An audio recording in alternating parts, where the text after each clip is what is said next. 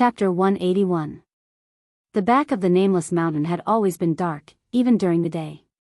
After Lu Chen walked into the darkness, he felt that the surrounding temperature seemed to have suddenly dropped a lot. At the same time, a gust of cold wind blew continuously from the front, as if the terrible palm of a Yin spirit was caressing his flesh and skin. Lu Chen was not too surprised by this. This was just one of the common scenes in the shadowy land. For ordinary people, it was terrifying. For ordinary cultivators, perhaps it was a little troublesome because it was rare, but for him, it was already a common sight. He seemed to have a natural ability to blend into the darkness. In this shadow, he was like a fish in the water, silently moving forward, not revealing any traces. Not long after, Lu Chen saw the black house. The black door was open at the moment, and He Yi's figure could be vaguely seen standing in the courtyard. Lu Chen hid in a dark corner, looking over there for a while, and then his eyes fell on the plaque above the black door with the words, "Righteous Grave." He frowned slightly. He could roughly guess what these two words meant, but he really did not think that there would be such a thing in the Kunlun party that seemed to only exist in the mortal world. And looking at the surroundings again, the Yin Qi was dense, and the darkness was surging. Lu Chen quickly judged that the core of this Yin land should be in that courtyard. Righteous Grave, as the name suggested, should be a place where the dead would come. Ordinary people would not come here at all. Even for a shadow like Lu Chen who used to walk in the dark, he would not easily set foot in this kind of place. No one liked this place, or rather, as long as it was a living creature, it would not like this kind of dense Yin Qi place. Therefore, since ancient times, the Yin land was one of the dangerous places. Then there was only one question left: what was He Yi doing here? If there were no other accidents, Lu Chen would probably have thought of an answer in his heart. He stood in a dark corner and quietly looked at the black courtyard. He thought to himself, so He Xianxia's body was placed here after he died? Just as he was deep in thought, a cold aura suddenly floated out from the courtyard, like a venomous snake hiding in the darkness suddenly spitting out its tongue. Like a sleeping evil spirit suddenly opening its eyes, a skinny figure walked out from the darkness, silently appearing behind He Yi, standing in front of the black door. A bone-chilling wind suddenly blew. His cold gaze swept through the darkness. He looked at the shadowy corner. The cold wind swept over, blowing up a few withered leaves. In the darkness, there seemed to be a storm and undercurrent surging. However, after a while, only a few withered leaves fluttered in the sky and then slowly floated down. There was nothing in that dark corner. Other than darkness, it was as if nothing had ever existed. The zombie's cold gaze swept over the place. When he saw the empty and lonely darkness, a trace of extreme astonishment seemed to flash across the depth of his eyes. At this moment, a figure walked over and stood not far behind him. It was He Yi. He too glanced outside but did not see anything. Hence, he frowned and asked the zombie, "Senior, what's wrong?" The zombie did not answer him. After a moment of silence, he suddenly asked, "Did you come to see me alone?" He nodded and said, "Yes." The zombie grunted and didn't say anything else. He turned around and walked back into the dark courtyard. The black gate behind him moved on its own without any wind and slowly closed up, hiding all the darkness and secrets behind it once again. The darkness outside the courtyard was as quiet as the deep sea. After an unknown period of time, in another dark corner not far from the corner, a slight tremor suddenly came from the ground. Then, as if the darkness was disintegrating, a figure slowly emerged from the darkness. It was Lu Chen. At the moment, his face looked a little cold. When he looked at the courtyard again, his gaze was completely different from before. Atsu was lying on the ground, looking at White Lotus beside him with a vigilant gaze. The little girl, who had an otherworldly beauty, was showing a faint smile at the moment. Her fair, jade-like fingers were softly brushing over the black fur on Atsu's back. Specks of tiny, translucent, crystal-like white shards floated up and dispersed on her fingertips, forming a sharp contrast with Atsu's shiny black fur. Under the white and cold radiance, faint wisps of aura lightly touched Atsu's skin. Some bounced back and some seeped in. Gradually, the smile on White Lotus's face vanished. In its place was a doubtful expression, as if she had discovered something extremely strange that she did not expect. After a while, she stopped brushing her fingers, and the snow-like powder also disappeared. Atsu raised its head and glanced at her. Seeing that White Lotus did not seem to have any other strange expression, it inched forward a little and then crept up quietly. White Lotus saw all of Atsu's movements, but for some reason, she did not stop it. In her bright and clear eyes, the figure of the black dog was reflected, but her gaze seemed to be looking further away. No, this is not the blood-feeding secret technique. Blood-feeding secret technique is so overbearing. Once the technique is cast, even if the body doesn't explode and die, it will at least end up in a frenzy. How could it still be like you?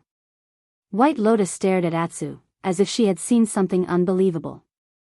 She murmured, but in this dog's body, there are clearly traces of blood feeding. What is going on?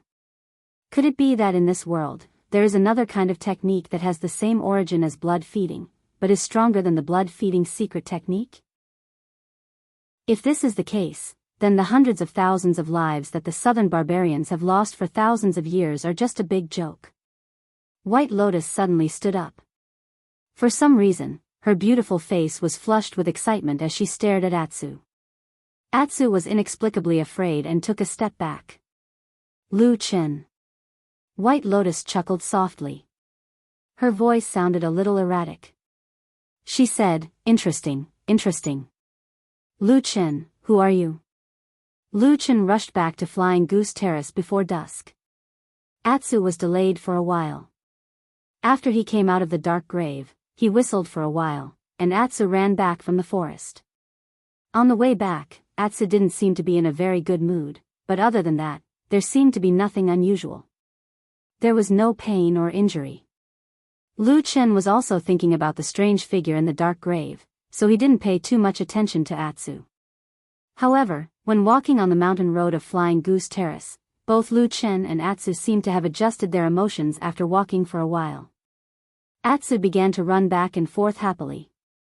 Lu Chen also saw from afar a figure leisurely walking on Flying Goose Terrace in the light of the approaching dusk. For some reason, when he saw the quiet figure of the woman, Lu Chen felt a lot better. He smiled and waved at Su Qingjun from afar, calling out to her. When Su Qingjun heard his voice, she looked back and smiled. When dusk arrived, the golden sunlight spread over the vast sea of white clouds, dyeing the clouds as far as the eye could see a beautiful golden color. The black dog ran happily on the Flying Goose platform. The two of them stood on the flat ground by the cliff, their shadows forming a long shadow. "You're back," Su Qingjun said to Lu Chen. "You really went for a whole day." Lu Chen smiled and said, "Yes. The journey back and forth wasn't short. Plus, I went to many places in the city to buy a lot of things, so it was a little delayed. But at least I made it back in time." Su Qingjun glanced at the bag in his hand, and her eyes showed some curiosity. She said, "What is it? Why are you being so secretive?" Lu Chen chuckled and beckoned Su Qingjun to sit down beside a few rocks. He then took out something wrapped in paper from the bag he carried with him and handed it to her. Su Qingjun took it and felt a slight warmth in her palm. She glanced at Lu Chen, but Lu Chen smiled and did not say anything. He only gestured for her to open the paper and take a look. Su Qingjun stretched out her fingers and gently opened the paper. After lifting the 2 layers of thin paper, she saw what was inside. It was a small black ball, and at the same time, it gave off a strange smell of meat. A hint of surprise appeared on her face. She looked at Lu Chen and asked, "What is this?" "Roasted loach." Lu Chen said with a smile, "Try it, it's delicious." Su Qingjun was stunned, and said, "This thing can be eaten?" "Yes." Lu Chen said, "Don't be fooled by its black color. In fact, it's crispy on the outside and tender on the inside, and the meat inside is very delicious. I've been craving this thing since I was a child. Unfortunately, I didn't have the money to buy it at that time, so I drooled when I saw it." Su Qingjun hesitated for a moment, and then frowned slightly. She said, "Loach is such a vulgar thing. It lives in dirty streams, and it has no spiritual power. Eating it has no benefit for cultivation. Why should we eat it? There's no reason. Lu Chen shrugged and looked at Su Qingjun with a gentle and smiling expression. He said, "It's just for the sake of delicious food. I think you don't have to do everything for the sake of cultivation, right? Is that so?" Su Qingjun seemed to be a little confused, but also somewhat moved. "Try it? It's a delicacy that only mortals and poor people can eat." Lu Chen looked at her, and for some reason, a strange emotion flashed in his eyes. He then smiled and said, "Eating whatever you want, living whatever life you want, isn't that the best?" Su Qingjun smiled, looked at him, and suddenly asked, "Then in your heart, do you want to live that kind of life?" "Of course, I really want to live a free life without being manipulated by others. I really want that." Lu Chen laughed. Chapter 182. That day, Su Qingjun tried the roasted loach out of curiosity. Unfortunately, she didn't get to taste the mouth-watering, lingering delicacy that Lu Chen mentioned. After frowning a few times, Su Qingjun put down these ugly and seemingly ordinary things. "It doesn't seem to be to my liking. I don't think it's that delicious," Su Qingjun said to Lu Chen, feeling a bit embarrassed. Lu Chen looked at her and smiled. He also picked up the other roasted loach and took a few bites. After a while, he spat it out on the ground and said, "It really doesn't taste good." Su Qingjun said with a smile, "It's probably because you brought it all the way from Kunwa City to the mountain. It's such a long journey, so it's probably already cold. Also, it's not too fresh, so the taste is a bit bad. Next time we have a chance, we should find some freshly made roasted loach. Maybe it'll taste better." Lu Chen shook his head and said, "It has nothing to do with that. I remember when I was a kid, I occasionally ate this thing. Even if it was overnight, I still ate it until my mouth watered. This roasted loach didn't change, it was me who changed." On the edge of the cliff on Flying Goose Terrace, there was a moment of silence. The two of them didn't say anything. In the distance, the black dog's snorts could be heard. It seemed like it had run into the forest and caught something, so it was happily playing around. After a while, Su Qingjun smiled and said to Lu Chen, "In fact, isn't this a good thing? You become a better person. It can't be that you want to go back to the bitter days you had when you were a kid, right?" Lu Chen smiled and nodded. "You're right. I've become a better person." He put away the snacks and said to Su Qingjun with a smile, "I wanted to let you eat something you've never eaten before to broaden your horizons and tease you. In the end, I messed it up. I'm so embarrassed. I've made a fool of myself in front of you." Su Qingjun hurriedly said, No. In fact, I'm also very happy because I've never eaten or even seen these things before." She seemed to be lost in thought as she spoke. Late at night, the Flying Goose Terrace was silent. Su Qingjun had already returned to her cave. At this moment, she looked at the stone wall and saw only a patch of moonlight shining on the smooth stone, reflecting the cold radiance. The wooden house where Lu Chen lived was on the other side of Flying Goose Terrace, and it was closer to the edge of the cliff. At this moment, the moonlight fell on the wooden house and shone through the open window. It was late at night, but Lu Chen was still awake. Atsu was lying by his feet, curled up into a ball and asleep. Ever since it was seriously injured, whenever Atsu slept, as long as Lu Chen was by his side, it would definitely snuggle up to him. Lu Chen tried to chase it off the bed a few times, but Atsu would cling to him tenaciously every time. In the end, Lu Chen let it be. The night was bleak and the moonlight was cold. He put his hand behind his head as a pillow. His eyes were bright as he stared at the moonlight outside the window. He always seemed to be like this. In the dark night, as long as he didn't sleep, he would be abnormally awake. The bright moon hung high in the night sky and was reflected in the depths of his eyes. It was like the shadow of the moon floating in the dark sea, faintly changing with a strange luster. Lu Chen looked at the bright moon. At this moment, the shape of the moon was no longer that of a full moon.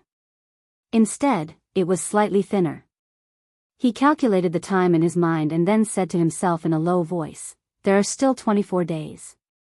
In another 24 days, it would be the night of the next full moon." That day, in that mysterious forest, he found the mysterious pattern hidden under the bark of the tree, which revealed a code mark that only a few people in this world could understand. Meeting on the night of the full moon. That was the most simple meaning of it. It was an invitation from the depths of the darkness. Lu Chen understood it and received it. He didn't know whether it was good or bad, and he didn't know whether it was good or bad. All he could do was wait. Moreover, he didn't even tell old Ma about this matter. What would happen on the night of the next full moon? He silently looked at the moon. After a while, he suddenly got up and closed the window. On this day, he went down the mountain and went straight to Kunwa City to find the place where He Gang lived. The two brothers chatted in the room for a while. He Gang told his big brother about his harvest from the search for Zhu Sha. In the end, he said with a bit of shame, "Big brother, I'm really useless. I spent so much time and effort, but I still didn't find any suspicious people." He didn't look angry. He shook his head and said, "You don't need to think too much. This is all normal. The devil cult of the three realms has been opposing our righteous path's famous sects for many years and has been hunted down and annihilated countless times. If it wasn't for some dirty tricks, I'm afraid they would have been eliminated by our righteous path seniors long ago. It doesn't matter if you can't find them." He Gang carefully looked at him and said, "Big brother, from what you said, could it be that you have some harvest in other places? I'm just afraid that if this drags on for too long, your master and sect head will become a bit impatient." He said, "It doesn't matter. You don't need to worry about this. In fact, I've already told them about this matter. The devil cult spy who can do such a big thing this time must have an extremely high position in the devil cult, and his cultivation must also not be low. Therefore, it can be imagined that he's hiding very deeply. It's very difficult to find him in a short time." Regarding this, the two masters both nodded. Moreover, on the surface, they also pretended to gradually forget about this matter, but in fact, they might be secretly trying to lure that scoundrel out again. "It'd be great if we could really catch that scoundrel," He Gang said hatefully. He smiled and said, "Don't worry. The Kunlun party has several thousand years of history. It won't let these scoundrels act so easily. Sooner or later, we'll catch them. At that time, I'll help you plead with the two masters. In consideration of this contribution, maybe they can let you return to the Kunlun party." He Gang's body trembled. His ugly face revealed a pleasantly surprised expression. He suddenly stood up and said, "Really? Big brother, is this true?" He sighed and said, "You're my only younger brother. Why would I lie to you?" He Gang was overjoyed. He nodded repeatedly. For a moment, he seemed to be so excited that he couldn't speak. It was easy to imagine how important the Kunlun party was in his heart. Ever since he was a child, ever since he was sensible, he followed his big brother into the Kunlun party. In his heart, Kunlun Mountain was his home. Apart from this, there was no other place. It was precisely because of this that when he was kicked out of the Kunlun party after that accident, He Gang was completely disheartened and almost died numbly. Fortunately, in this world, he still had a big brother who loved him the most, He. Soon after, He chatted with He Gang for a while and repeatedly warned him to be careful in Kunwa City.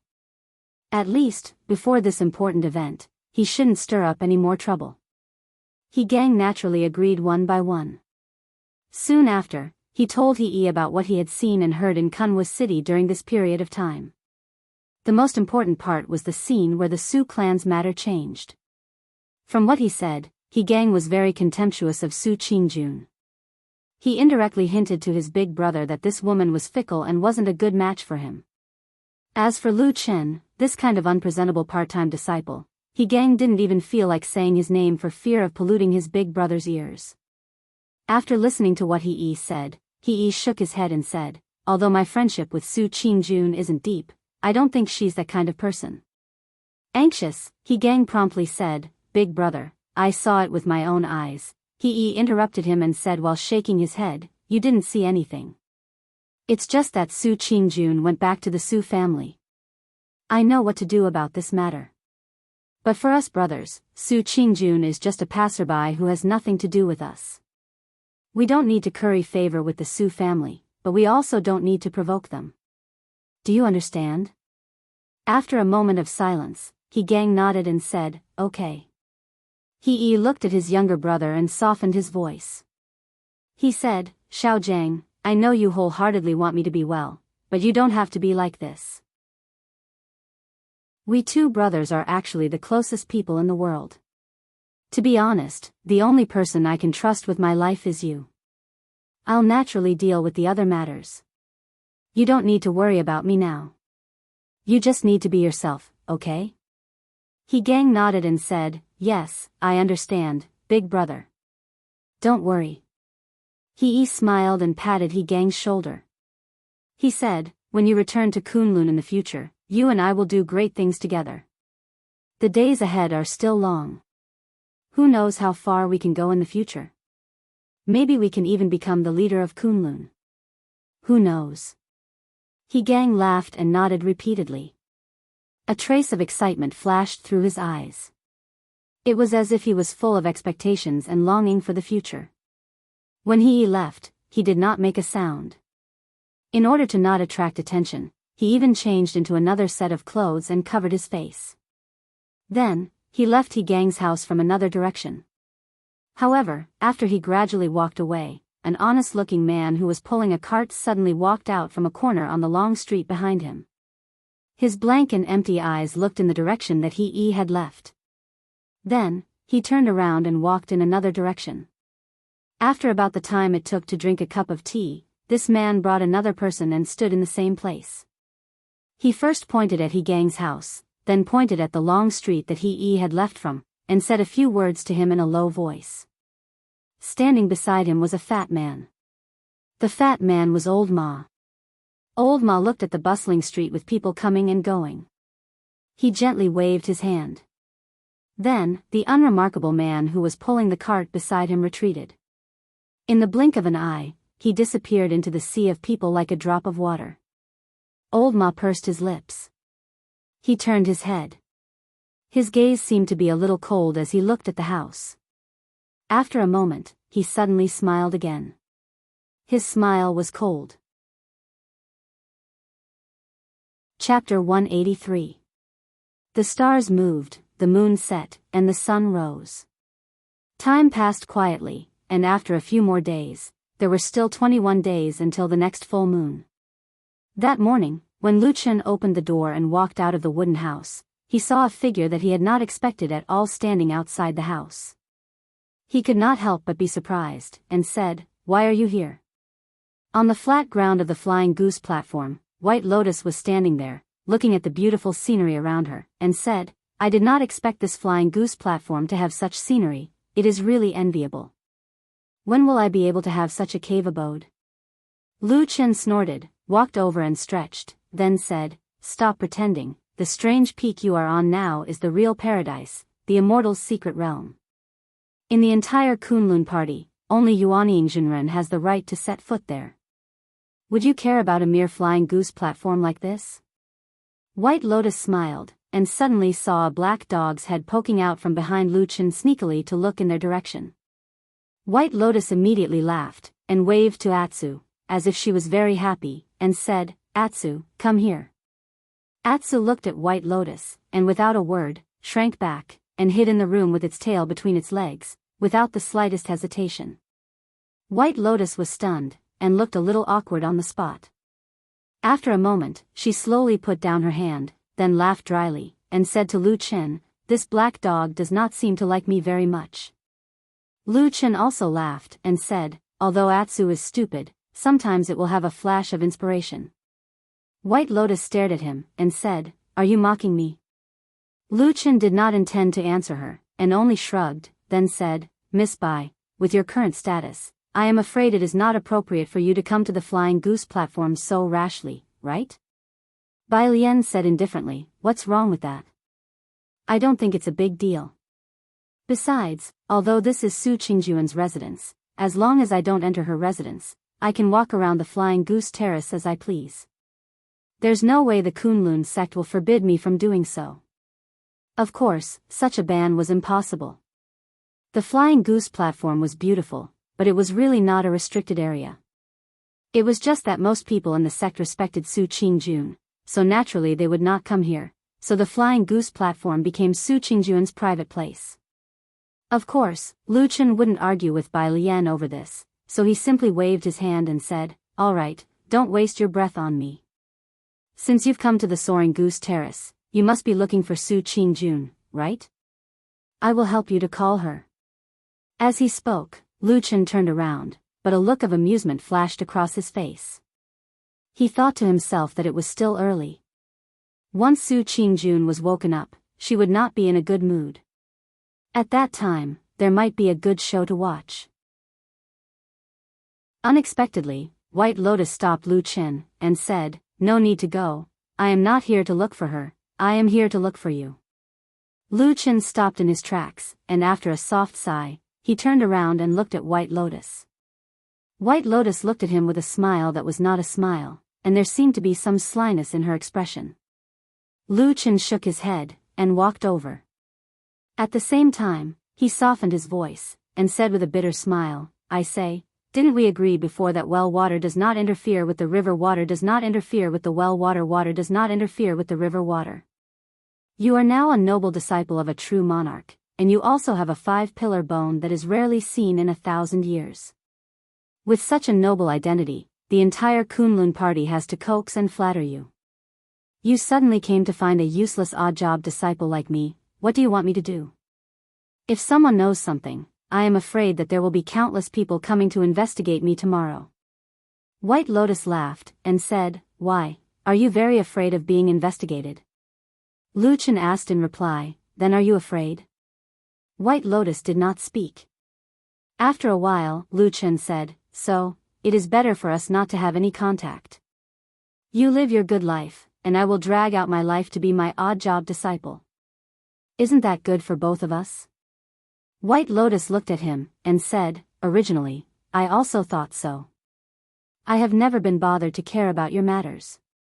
But there is one thing that I must ask you clearly. Lu Chen frowned, and said, what is it? White Lotus stared at his eyes, and said, do you know the blood-feeding technique that is passed down among the shamans of the southern barbarian tribes? Lu Chen was startled, and then his eyebrows relaxed. It seemed that he had thought of many things in an instant, and also figured out the reason for White Lotus's sudden visit today.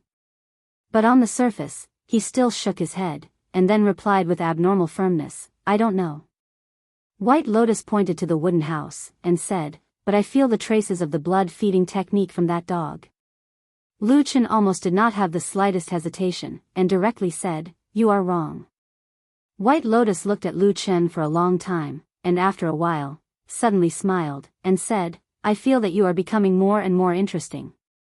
It seems that you are hiding more secrets than me. Lu Chen's eyes flashed, and said with a smile, if that is the case, how about we make a deal? What do you say? White Lotus' face that seemed to be innocent and flawless, at this moment, looked like the smartest and cunning fox in the world. Lu Chen said, secrets for secrets. You tell me a secret, and I will tell you a secret. This way, everyone will be comfortable, how about it? White Lotus thought for a while, and said, I don't feel too good. You look honest and sincere, but in fact, you are full of evil tricks. I don't trust you. Lu Chen sneered, and said, hey, I am not familiar with you, so don't randomly accuse me. White Lotus smiled, and said, others can't see it, but how can I not know? In the past, you lied to that Exine girl, and now you are going to lie to this Su Qingjun, right? Lu Chen laughed, and said, your ability to accuse others is not bad. Could it be a powerful method that Hakushin Jinkun taught you? White Lotus pointed at Lu Chen's chest, and said with a smile, you know in your heart that what I said is true. Otherwise, do you dare to swear that you have never lied to those two girls? After a pause, she said thoughtfully, and said, "You are so treacherous. I feel that it is too dangerous to do business with you. I can't do it." Lu Chen laughed heartily, but his eyes looked a little cold. White Lotus came just like that, and after chatting with Lu Chen for a while, she left. Just as she said, she had no interest in Su Qingjun. It was just that the seemingly young girl, even after she left, still made Lu Chen frown and ponder for a long time. To be honest, he had seen many people in Kunlun, but the one who gave him the greatest pressure was not those powerful Zhenren, but this little girl who was hiding in the shadows. On her body, there seemed to be countless secrets, hidden in the darkness. Could it be that White Lotus was an evil sect spy? Lu Chen looked at White Lotus's receding figure, suddenly thought of this question, and then gave himself a fright. Recalling all the information that he knew about White Lotus, he thought about it and still felt that this little girl might be rebellious, might have a lot of secrets, but at such a young age, she was already shouldering a heavy responsibility. To enter a prestigious sect like Kunlun Party as a spy, she could not make any big mistakes. This kind of thing did not seem to be something that a little girl could do, even if White Lotus looked young and mature, even if her talent was so outstanding. If it was possible, Lu Chen did not want to pay attention to White Lotus at all. He was just an ordinary odd-job disciple, and there was a world of difference between him and White Lotus. On the contrary, if the news that White Lotus was paying attention to him spread, it was equivalent to the entire Kunlun Party starting to pay attention to him. This kind of situation, for a shadow, was simply a situation of absolute death. But if she was not a spy of the devil cult, how could Bai Lian's secret be explained?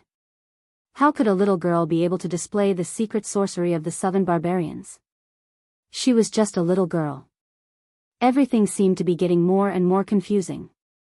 After discovering that White Lotus had come to Flying Goose platform, Atsu had been obediently staying in the wooden house and had no intention of going out. It seemed that they were particularly afraid of the little girl. It was only after White Lotus had left that Atsu seemed to suddenly breathe a sigh of relief, and its whole body relaxed. Lu Chen walked back to the wooden house and looked at Atsu. His eyes flickered slightly, as if he was lost in thought.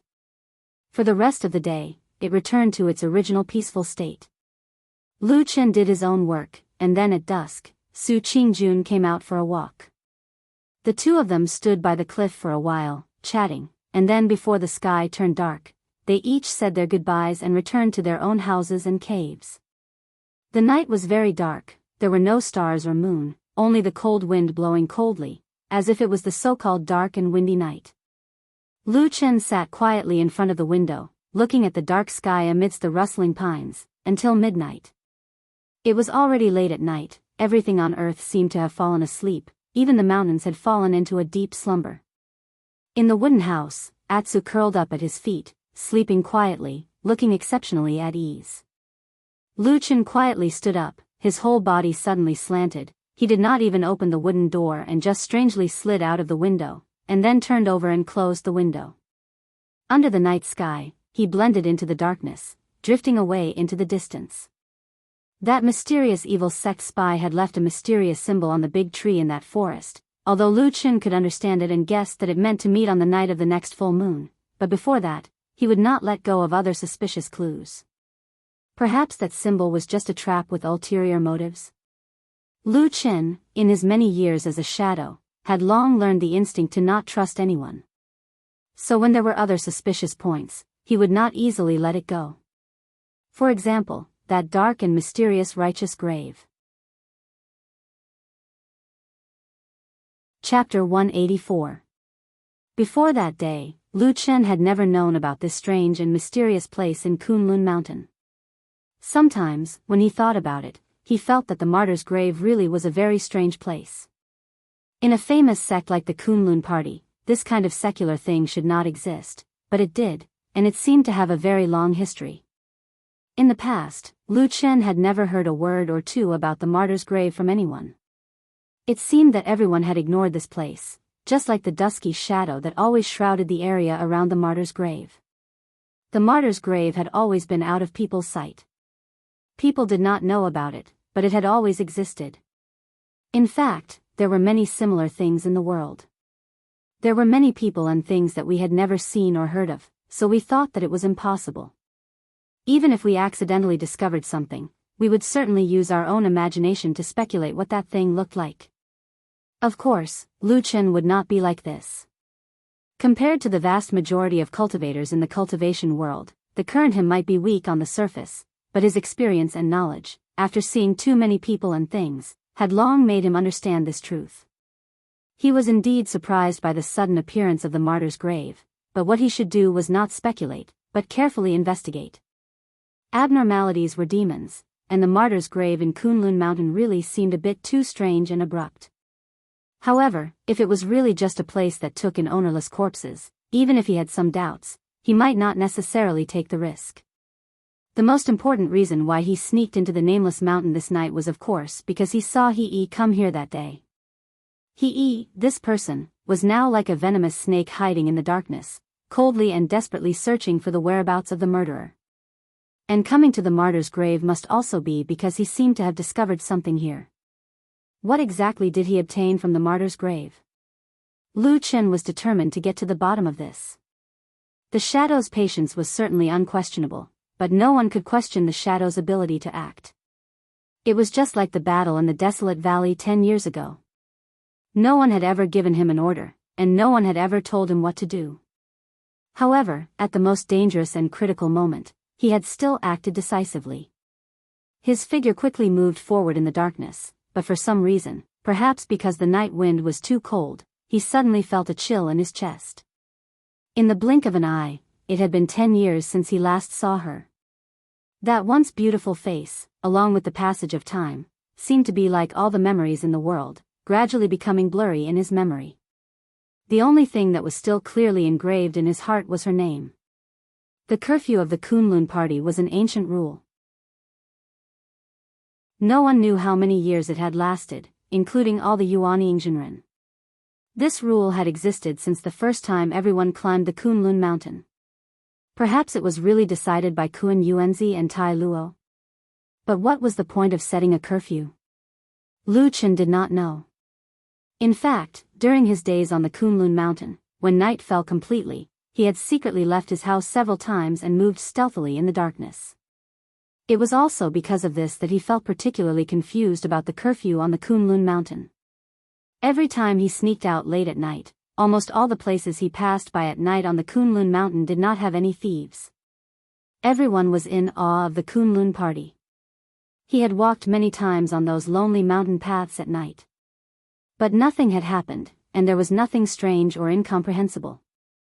The night in the Kunlun mountain was no different from the night in other places. Perhaps there was something strange about the occasional patrolling disciple? Then wasn't this curfew the most stupid rule? But all the disciples of the Kunlun sect still passed down this rule from generation to generation. It was not easy for Lu Chen to understand this, but he could shut his mouth and think about the era of the two patriarchs thousands of years ago. Every time it was late at night on the Kunlun mountain, some strange existences would run out and threaten the lives of the disciples of the sect. But now, thousands of years later, those dangers seemed to have disappeared without a trace. Or maybe they were just sealed and suppressed in the most mysterious, heaviest, and tightest place under the Kunlun mountain. Lu Chen, who was stealthily moving in the darkness, suddenly stopped. He stood in the shadows and frowned, as if he was thinking about something carefully. After a while, he suddenly turned around and looked into the distance. That direction was the deepest part of the Kunlun mountain range. There was also a legendary forbidden area there, which was the foundation of the Kunlun party. Even spiritual master Yuanying could not easily approach it. The only people who could control that dark area were the two peerless deity stage deity. Lu Chen's eyes gradually lit up. For a long time, everyone had been guessing what was in the forbidden area in the sky. This time, it seemed that Lu Chen had also thought of this. Lu Chen did not know what the evil sect spy saw in the Kunlun party, so it was very difficult to trace this person. But at this moment, he suddenly had a feeling that the spy came for a certain secret, and the biggest secret of the Kunlun mountain was probably what was in that forbidden area. One had to walk step by step, rice had to be eaten bite by bite. Even if there was a new suspicion in his heart, Lu Chen still came to the martyr's grave again. There was an extremely resourceful corpse watcher here. During the day, Lu Chen had already sensed that this person's skills were extraordinary, and he had actually almost found him. The reason why he insisted on coming to this unpleasant place was probably because he wanted to get some information from the corpse watcher. In the dark night, the martyr's grave seemed to be darker than during the day. There was a feeling of not being able to see the fingers of one's hand. The black courtyard was like a giant beast, silently lying in this boundless darkness. Lu Chen waited in the darkness for a long time and then slowly approached. But until he was near the tightly shut door, there was no movement in the black courtyard. Lu Chen was hesitating whether he should investigate further or not. Suddenly, a gust of cold wind blew past. The black door not far in front of him suddenly opened by itself. A candle lit up. It was the withered corpse watcher who suddenly came to the side of the door, holding a candle in his left hand. With the help of the flame, Lu Chen clearly saw this person's expression. He seemed to be a little cold and had no intention of talking to anyone. After looking around, he suddenly said faintly, "Please show yourself, esteemed guest. If there's nothing else, then I'll be going back to sleep." Lu Chen quietly watched the corpse's figure, hiding in the darkness. He did not say a word, even his breathing was quiet. The corpse watcher waited for a while, then turned around and walked back into the courtyard. The black door behind him closed with a creak. Lu Chen looked down at his own body. He did not find anything unusual, but he could not understand why he had fallen for this a few times in the past 2 days.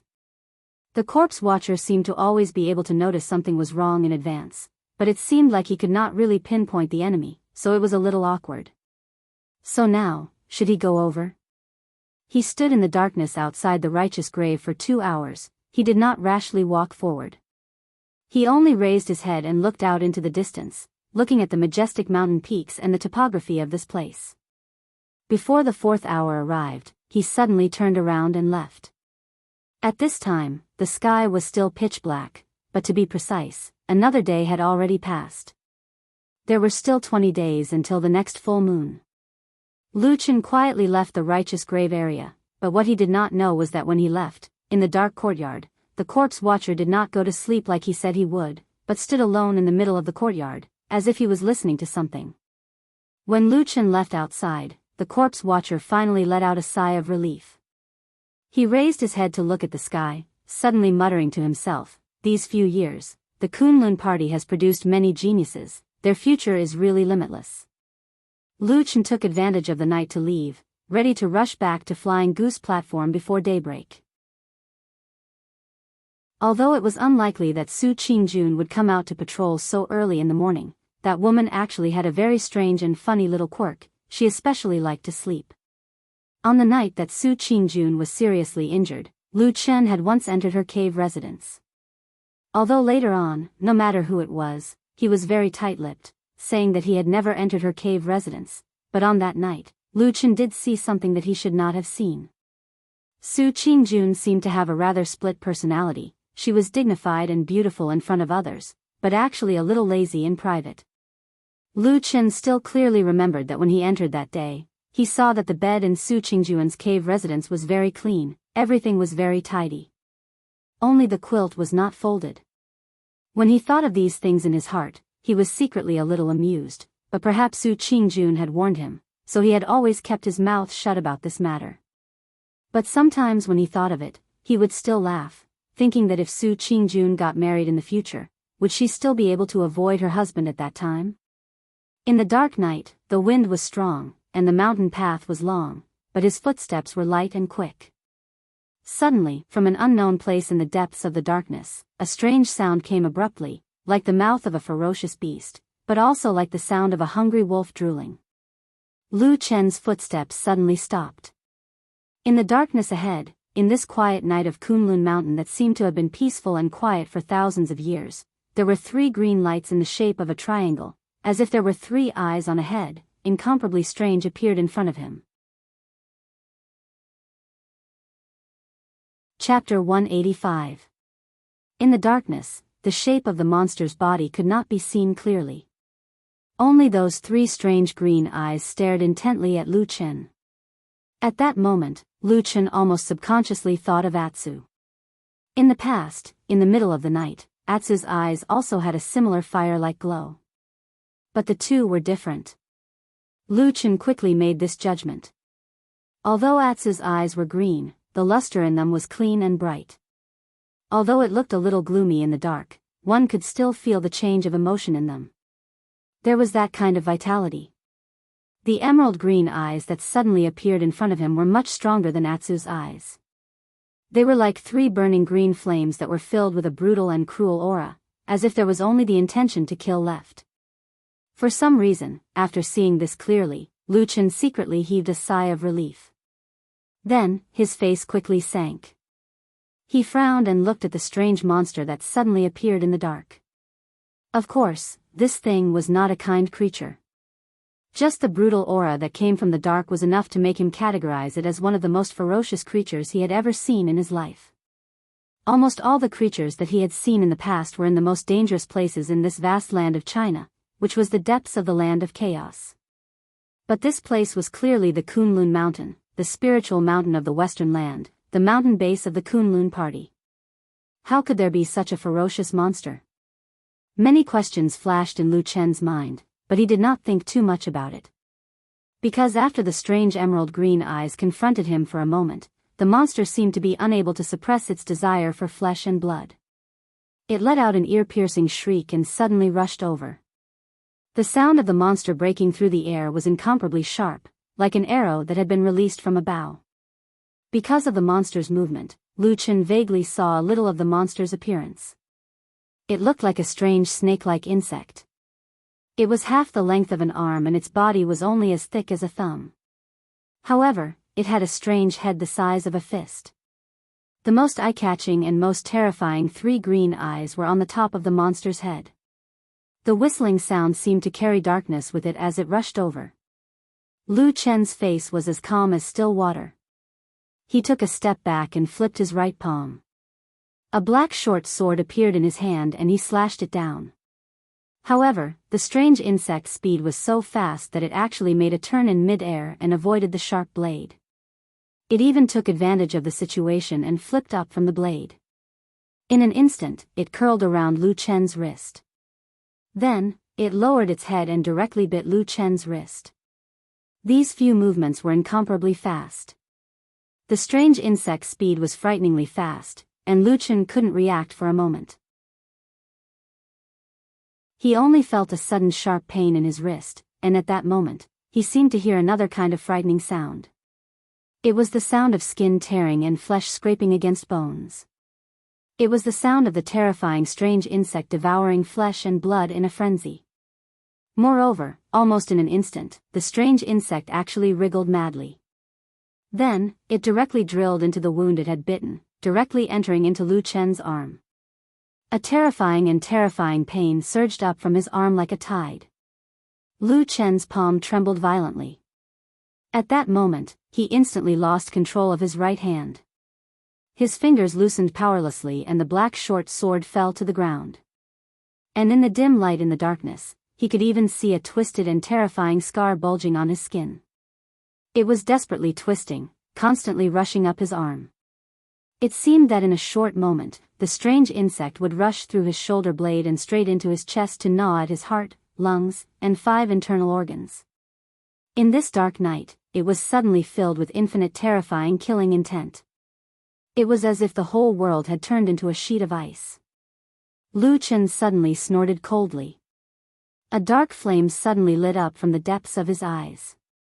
At the same time, in the most secret depths of his body, the quiet and lonely 5 elements divine plate suddenly trembled violently and then suddenly flipped over.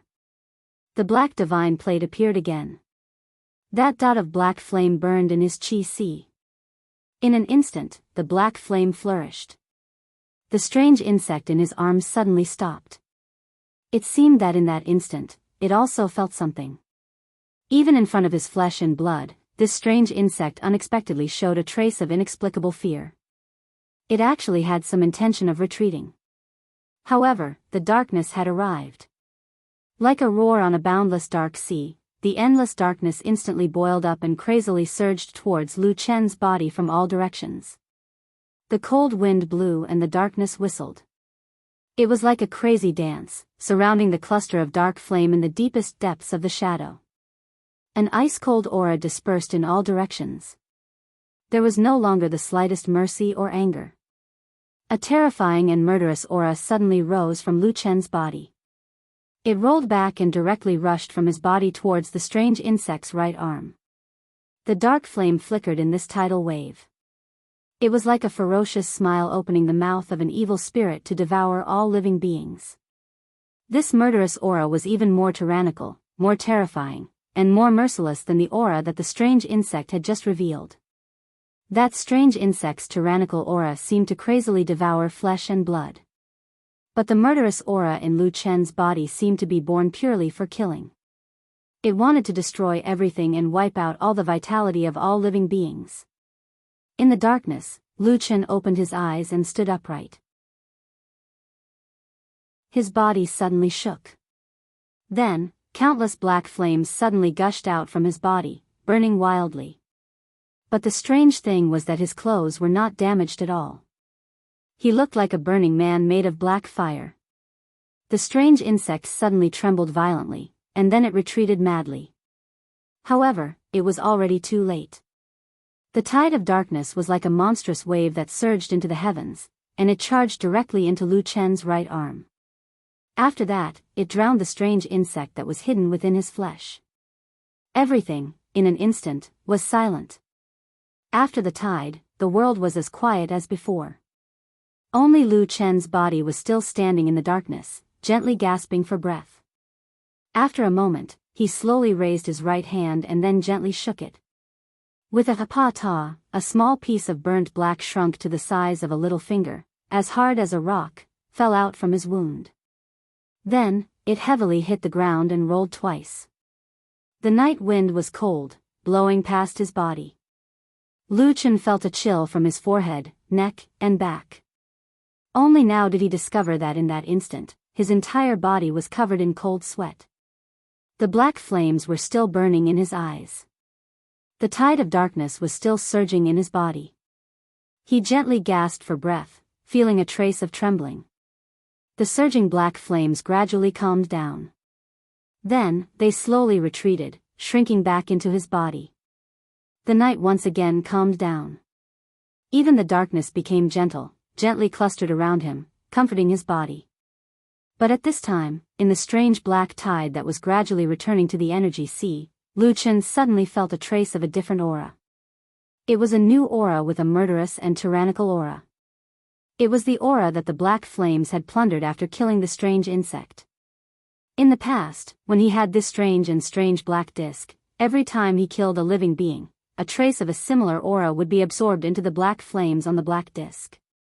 Then, it would nourish and strengthen the black flames. Lu Chen didn't understand it, nor did he like this sort of feeling. It was even to the extent that he faintly had the feeling that if this continued, then he would probably sink into this terrifying slaughter one day and be doomed eternally.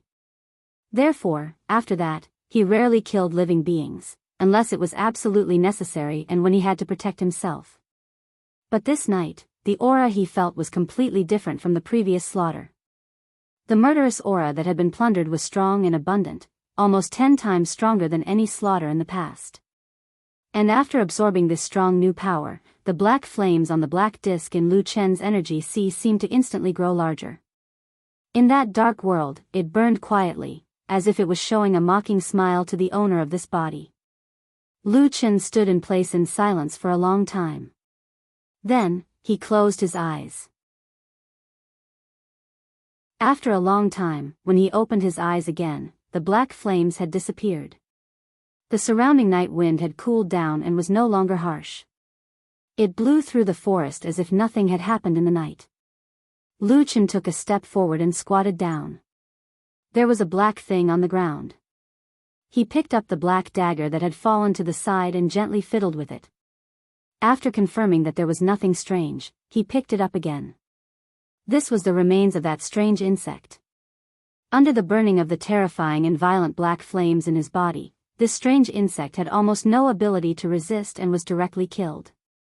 Then, its entire body was instantly incinerated, leaving only some of the hardest residue that was gathered together and turned into this black and hard stone. Of course, the strange green eyes were gone, but when Lu Chen's finger slowly brushed across this black stone, he could still vaguely feel some soul-stirring patterns and traces.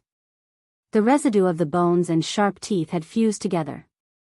It was hard to imagine that not long ago, this thing was still in the flesh, like a bloodthirsty demon. Why would there be such a terrible and cruel monster in the Kunlun Mountains? No matter how one looked at it, it was impossible for this kind of thing to appear in the Kunlun Mountains. There were 2 deity transformation stage perfected cultivators, dozens of Yuanying stage perfected cultivators, and more powerful cultivators. There were about 100,000 people in the famous sections. Any slightly more ferocious demon beasts had long been driven away. And Lu Chen was very sure that he had never heard of this kind of thing. No one in the Kunlun party had ever mentioned it. It seemed that no one had ever known that this kind of monster that suddenly appeared in the night had only appeared out of thin air tonight. Where did it come from? Lu Chen's brows were tightly furrowed. His palm tightly grasped the charred remains of the stone. He looked into the distance, only to see the shadows of the distant mountains. The darkness seemed to be everywhere. Chapter 186. That morning, when Lu Chen walked out of his wooden hut with a yawn, he saw a man standing with his hands behind his back on the quiet Fian terrace, not far from his wooden hut. He looked to be in his 40s or 50s. He had a refined bearing and a calm expression.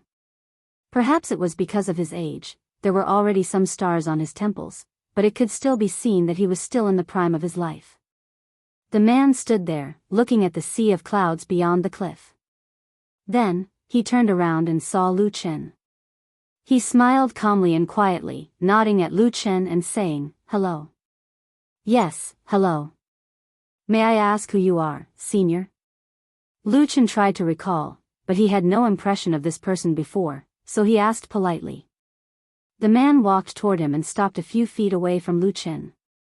He wasn't too close to make it awkward, but he wasn't too far away to make it seem rude. He looked Lu Chen up and down, then nodded and said with a smile, "You must be Lu Chen?" I am Lu Chen. Do you know me, senior?" Lu Chen was a little surprised. The man smiled and said, "Oh, I don't think we've met before. Let me introduce myself. My surname is Su, and my name is Tianhe." "Su Tianhe." Lu Chen repeated the name in his heart. Suddenly, his expression changed. He looked at the man's face again and found him familiar. There were some similarities between him and Su Qingjun. He was surprised and said, "Could you be from the Su family?" Su Tianhe smiled and nodded. "I can be considered the head of the Su family, and also Qingjun's father." Lu Chen was speechless. He didn't expect the head of the Su family to come to the Fian terrace alone so early in the morning. But judging from Su Tianhe's extraordinary bearing, he was completely different from the young people in his family. At this moment, Su Tianhe's gaze swept over Lu Chen's face. After a while, he sighed and said, "Brother Lu, I didn't teach my son well and wasn't strict enough with my subordinates, causing you to suffer. This is all the fault of the Su family. I apologize in advance." After saying that, he solemnly cupped his hands and bowed to Lu Chen.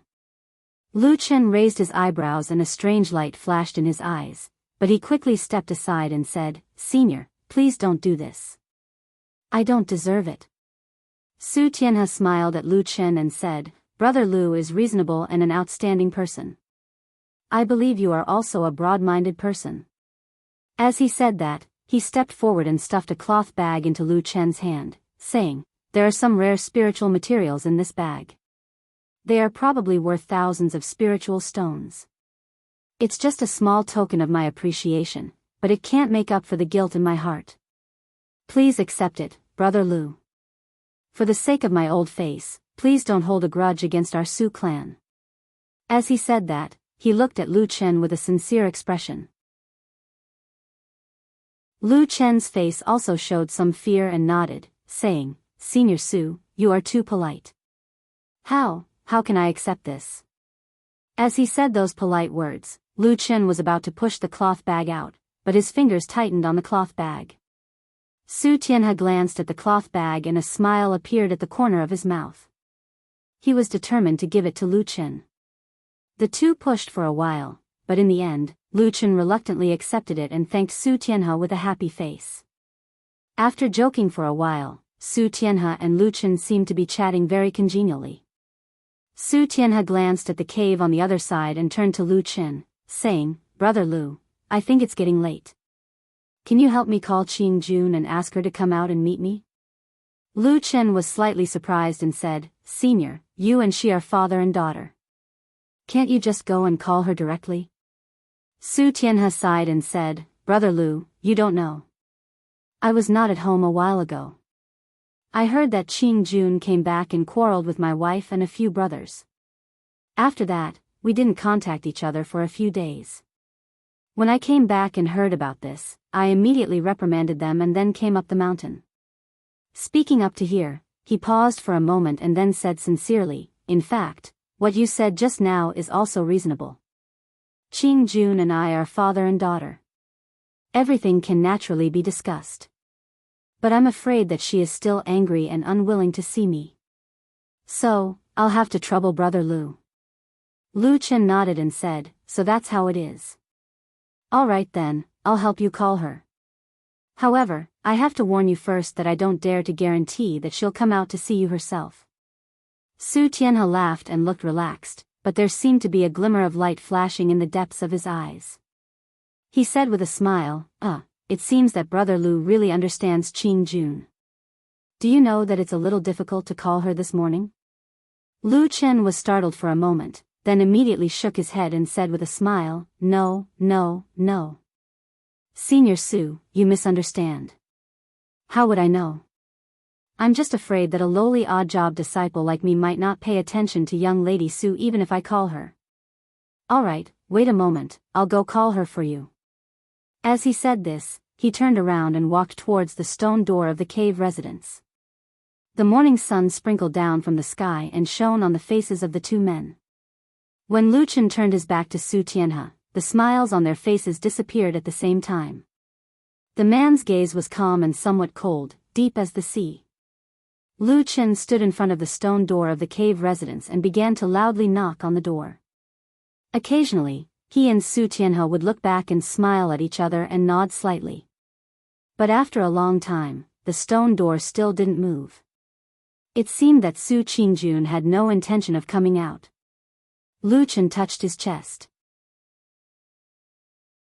There was still a yellow talisman stone lying there. It was the heart-burning talisman that Su Qingjun gave him when he planted the eagle fruit tree. She didn't take it back later on. So these days, if he wanted to find Su Qingjun, he wouldn't knock on the door like this. But now he had no intention of using the heart-burning talisman. After calling for a while, he turned back to look at Su Tianhe and said somewhat helplessly, "Senior, you see." Su Tianhe nodded and pondered for a moment before saying to Lu Chen, "In that case, it's not good for me to stay here for a long time. Moreover, I do have some things to do in the city below the mountain, so I can only leave first. Brother Lu, when you see Qingjun, please help me tell her that I've come to see her. We're all family, so there's nothing that can't be said. Ask her to come down the mountain to see me when she has time." Lu Chen responded and said, "Senior, rest assured, I will definitely pass on the message." Su Tianhe smiled and cupped his hands, then turned around and left. From the beginning to the end, he was elegant and approachable, completely different from the other Su family members that Lu Chen had seen before. He was a person that made it difficult for people not to have a good impression of him. Lu Chen's brows furrowed slightly as he watched his figure gradually disappear into the distance. As usual, Su Qingjun waited until the evening of this day before she slowly walked out of the cave residence and strolled around the Fian Terrace. Lu Chen saw her and told Su Qingjun about Su Tianhe's visit during the day. After listening, Su Qingjun was silent. The expression on her face looked a little complicated, faintly a little annoyed, but also a little guilty and ashamed. Lu Chen saw the change in her expression and did not say much. He just truthfully repeated Su Tianhe's words to her and then walked away. In that evening, Su Qingjun stood on the edge of the cliff and looked at the sea of clouds for a long time. The position where she stood was exactly where Su Tianhe stood during the day. I heard that the most difficult thing to give up in this world is the affection between parents and children. Lu Chen said to Old Ma with emotion, unfortunately, I have never felt this feeling since I was a child. I don't know if it's so deep and hard to give up. Old Ma smiled and said, who said it isn't? But I didn't expect that you would tell that old man Su's words so honestly. I thought you would at least do something to it. Nonsense, I'm not that kind of person. Lu Chen said. Believe me, you are. Old Ma said. He then lowered his head and dodged a cup that Lu Chen threw at him. Then, he said with a smile, so, as a result of this message, Su Qingjun went down the mountain and went home today? Lu Chen nodded and said, she has been a filial daughter of a noble family for 20 years. Her parents are still alive. How can she really break up with them? Moreover, don't underestimate Su Tianhe.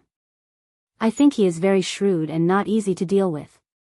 He is much better than his useless nephews.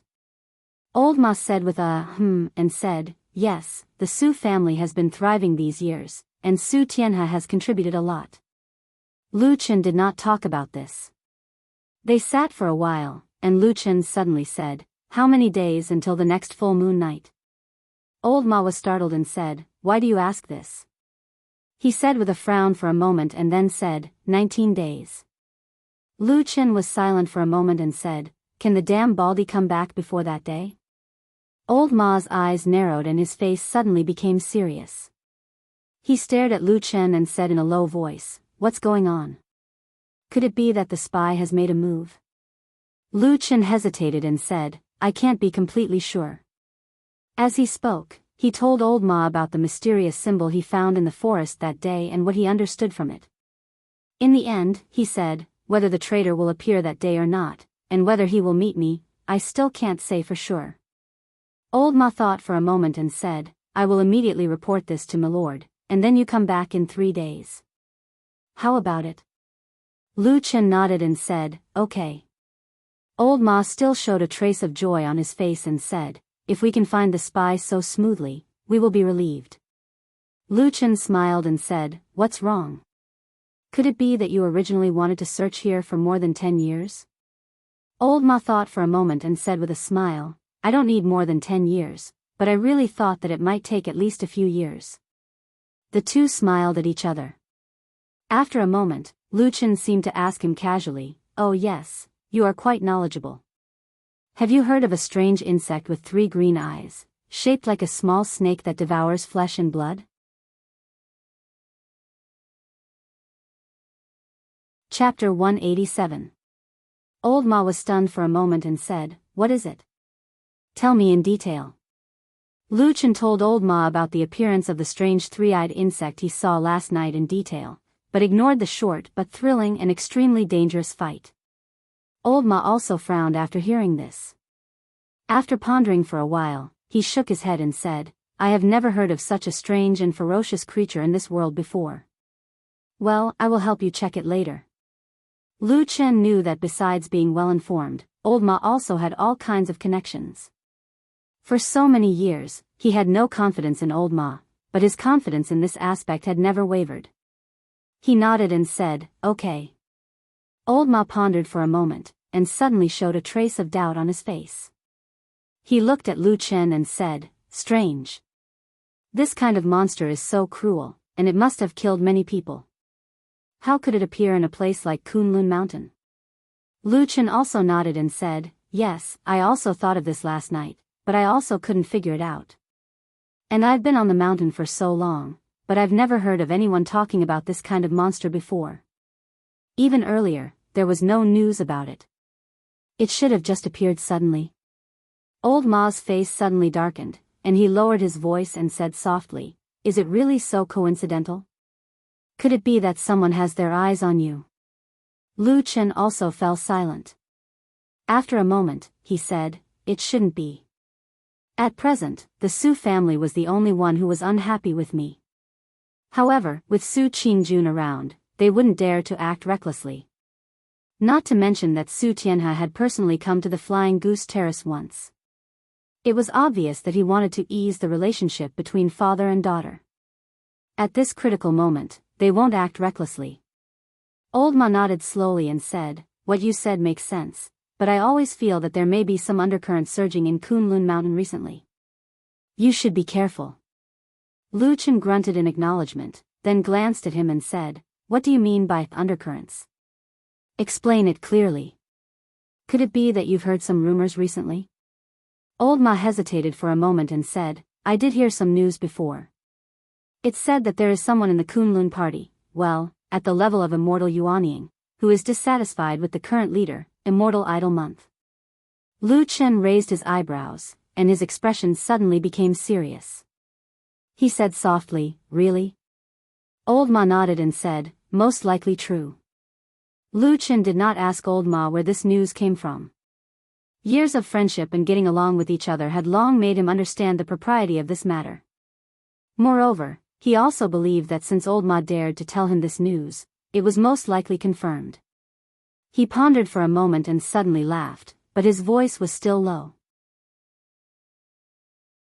He said, questioning the current leader, Immortal Idle Month, and there is a perfected cultivator of deity transformation above him. Which Immortal Yuanying is so bold to do so? Will there be any good consequences in the future? Logically speaking, it shouldn't be. Which big shot in that realm is simple? Each of them should be as cunning as a fox. Old Ma smiled and said, "Logically speaking, maybe so." Lu Chen looked at him, and his eyes suddenly lit up. A trace of a smile appeared at the corner of his mouth. He said, "That is to say, there must be something unreasonable in this. Let me think, all the principles in this world can only be justified if there is a foundation. But on Kunlun Mountain, those who can face Immortal Idle Month, including that Haku Xin Jinkuan, are all qualified to be unreasonable. Those Yuanying Zenrens are not enough." Old Ma smiled and said nothing. Lu Chen shook his head and sighed. He said, "Damn Baldy, can't hold it in anymore?" Old Ma shrugged and said, "I think it's not that he can't hold it in anymore. It's just that most of the adults are in Zhengxiameng now, and few are in the sect. Hakushin Jinkuan Mountain is the strongest on Kunlun Mountain. He probably needs to find a few opportunities to make a statement and show his existence."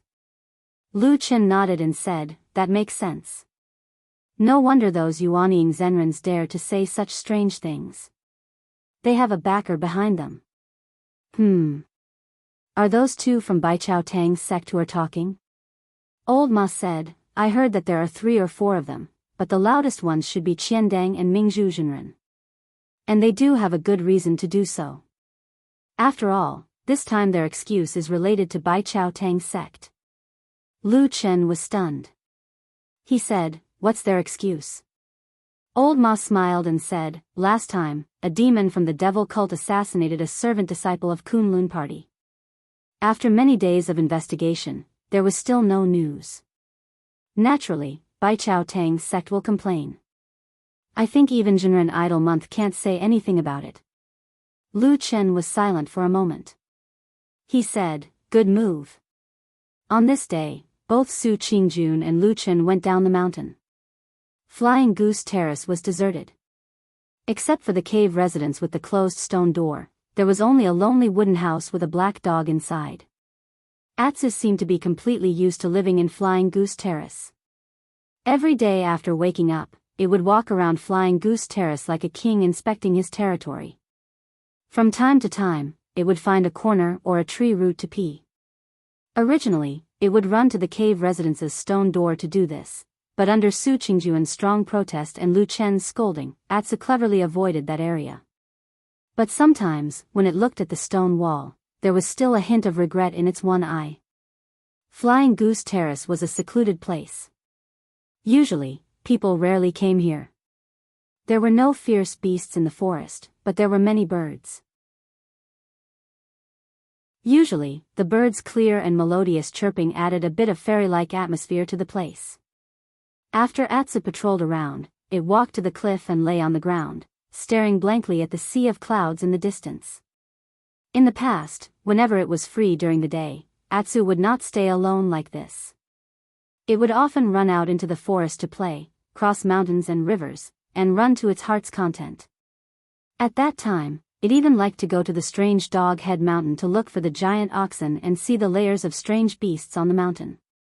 Those days seemed to be just yesterday. Back then, Atsu was happy and full of energy every day. But now, it was different.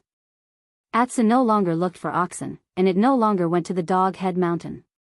It even rarely entered the forest. Even if it ran into the forest, it would at most stay near Flying Goose Terrace. It would not go any further. All these changes stemmed from that heart-wrenching and cruel tyranny. It was so badly injured that it almost lost its life. It was so badly injured that it was filled with fear ever since. Since that dark night, Atsu almost no longer trusted anyone other than Lu Chen. Perhaps Exian was an exception. It also stopped looking for the strange beasts in the forest. When it recovered and went to the Dog Head Mountain again, Atsu found that the strange beasts looked at it in a different way. The respect they once had was gone. Instead, it was replaced by mockery, contempt, mockery, and ferocity, who would look up to a dog that was covered in wounds and had only one eye and half of its tail left. When it passed by, the tiger roared at it. The crane pecked its head with its beak. The monkey grabbed a branch and swung it across the sky, reaching out to grab half of the dog's tail and laughing crazily. There were even more beasts that looked on coldly.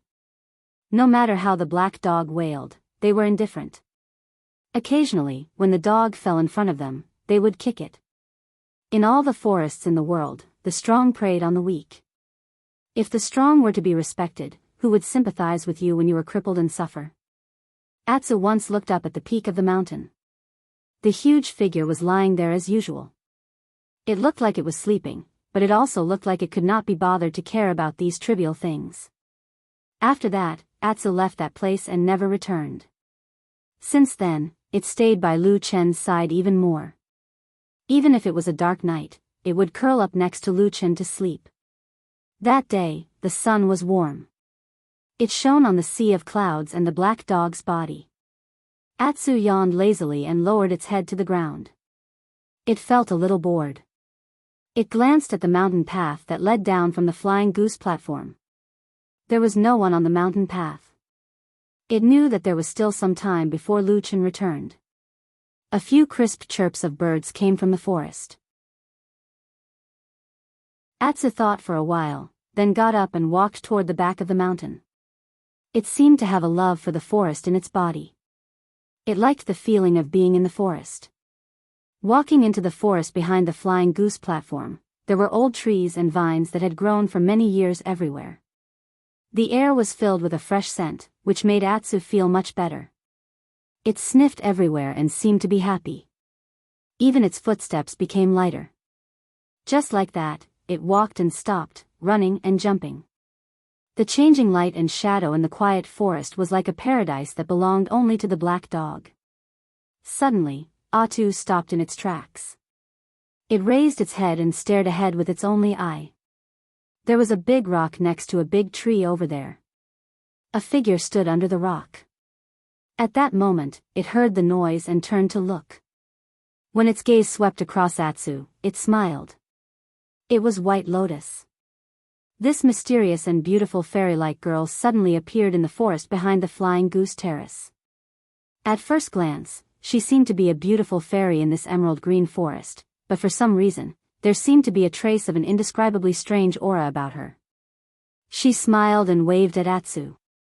Then, she lay on the rock and looked forward, as if she was secretly peeping at something. Atsu was a little hesitant. It instinctively wanted to step back, but after a moment, White Lotus waved at it again. Atsu slowly walked to her side. White Lotus pointed behind the rock and whispered to Atsu, "Look." Atsu also became a little nervous. It secretly poked its head out and saw that in the open space in the forest about 6 feet behind the rock, there was a guinea pheasant standing on the ground, looking for food in the fallen leaves with its head down. It was also at this moment that Atsu suddenly heard a soft and somewhat bewitching voice, like the whisper of the devil floating beside it. The pheasant's meat must be delicious. Atsu's body suddenly tensed up. Chapter 188. In the quiet forest, White Lotus and Atsu were like thieves, sneakily hiding behind a big rock, peeping at the pheasant that was foraging for food in the forest in front of them. The pheasant looked very beautiful, with beautiful pearl-like spots dotted on its bright feathers. Its long tail feathers kept moving up and down, sweeping across the forest in a stunning arc. Atsu watched for a while, then retracted its head and turned around to leave. However, a small white hand stopped it. White Lotus looked at it with a faint smile on her face, then gently hugged Atsu's neck. For some reason, Atsu was wary of almost everyone except Lu Chen and Xian, but only in front of this White Lotus. Although it was not very close to this little girl, it did not react too strongly to White Lotus's various actions. Right now, Atsu was somewhat obediently pulled back by White Lotus. It's only I was looking at White Lotus's overly beautiful face, and its eyes flashed with a little uneasiness. White Lotus pressed it down and sat behind the rock, ignoring the dirt on the ground. She just smiled, then moved closer to Atsu's ear and whispered, "I think, you are a different dog. There are some strange things about you that I have never been able to figure out." Atsu tilted its head and seemed to want to leave again, but it was pulled back by White Lotus. The little girl stared into Atsu's eyes. Although this black dog was ugly and fierce, she did not have the slightest disgust or contempt. In fact, there was a rare trace of gentleness in her eyes. She just smiled and whispered, "You should be more than this, Atsu. I don't know why you don't eat blood and living things."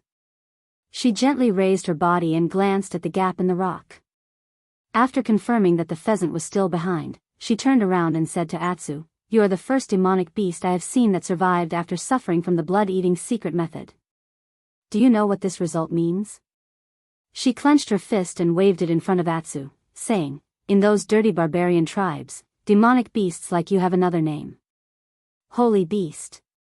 White Lotus said with a smile, then gently touched Atsu's head. Kunwa City, Black Hill Pavilion. Lu Chen stood up and said to Old Ma, "It's getting late. You keep an eye on these things first. Later, we will."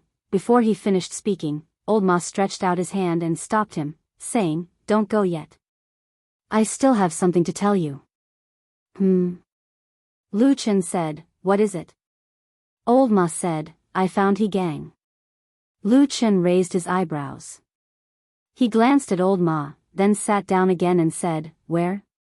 Old Ma said, "In this Kunwa city." Lu Chen smiled and said, "Good. Fatty, your methods are more powerful than I thought." Old Ma said modestly, "You flatter me. This is my job. It's my duty. There's no need to make a fuss about it." Lu Chen snorted and said, "Hypocrite.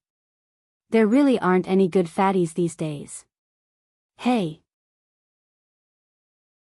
Old Ma couldn't take it anymore and said, "How can you be like this? You always become hostile and scold people. Although some people have wronged you, not all fatties are like this.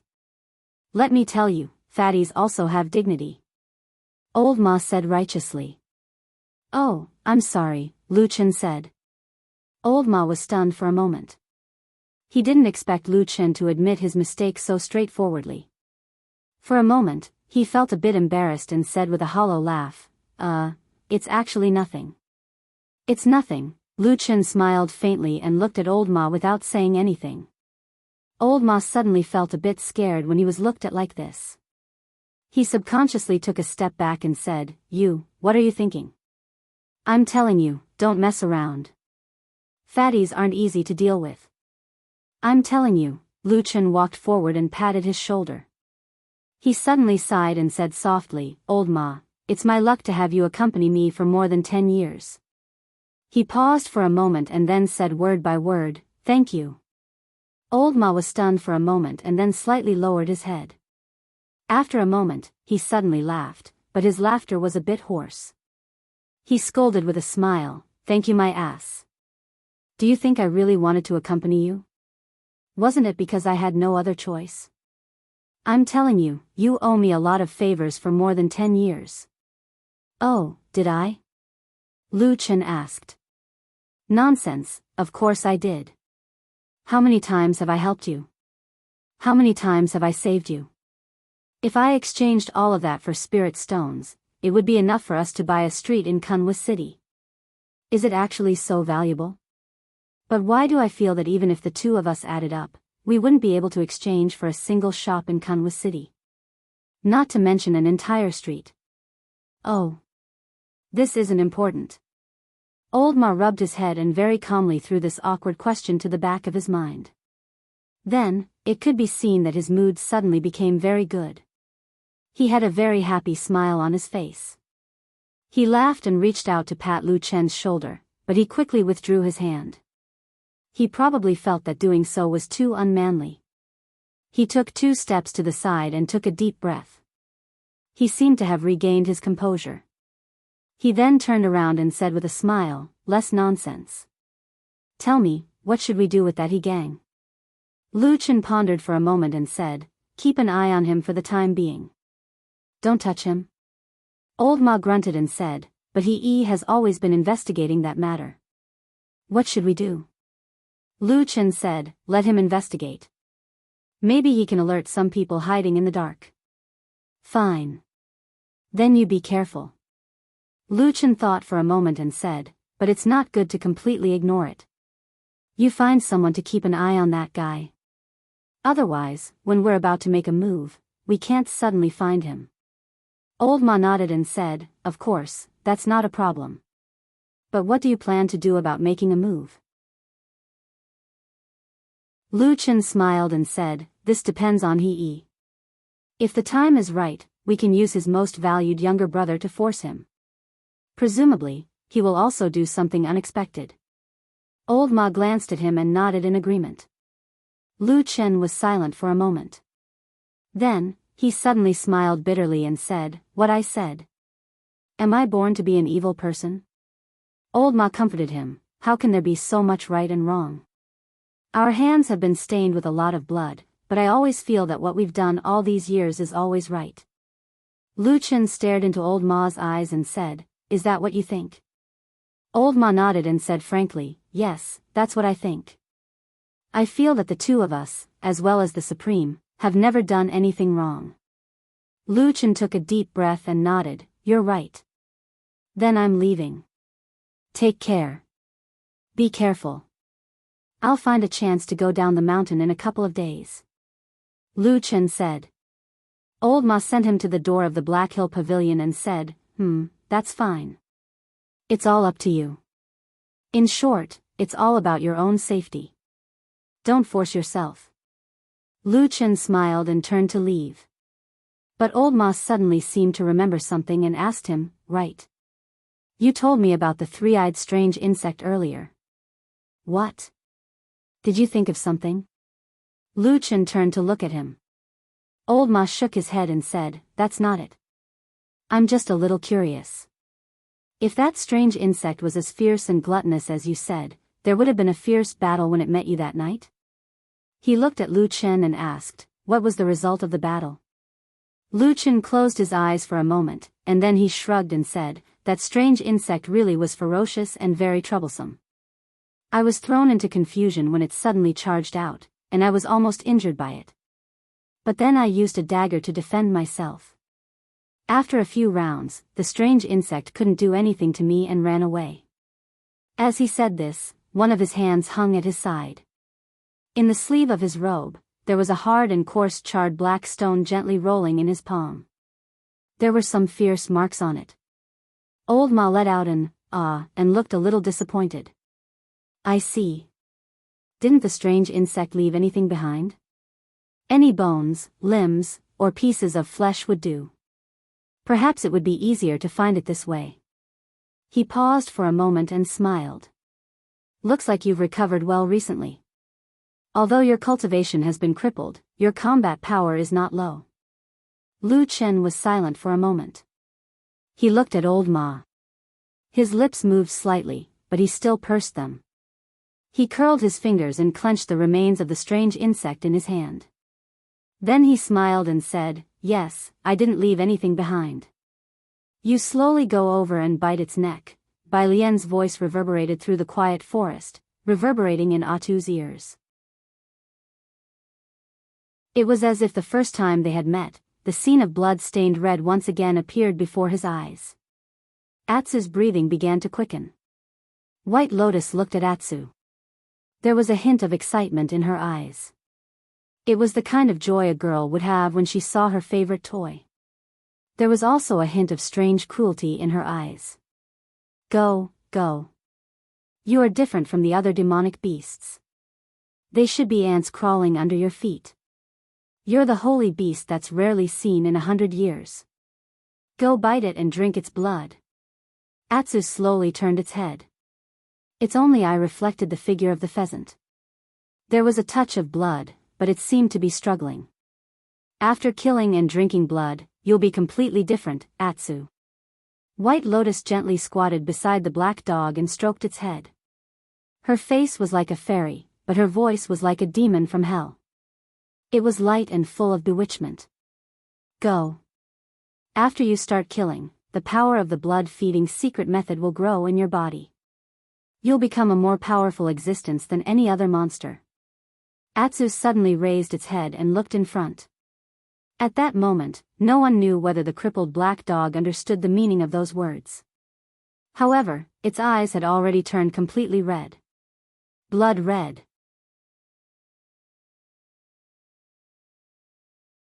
Chapter 189. The days passed quietly, and a lot of things happened naturally. Su Qingjun went back to the Su family. Under the comfort and persuasion of her father, Su Tianhe, she finally reconciled with her family. Originally, they had been a family of blood relatives for decades. How could they really cut off this familial love? Moreover, Su Tianhe gave his genius daughter enough face and punished the 3 brothers of the Su family.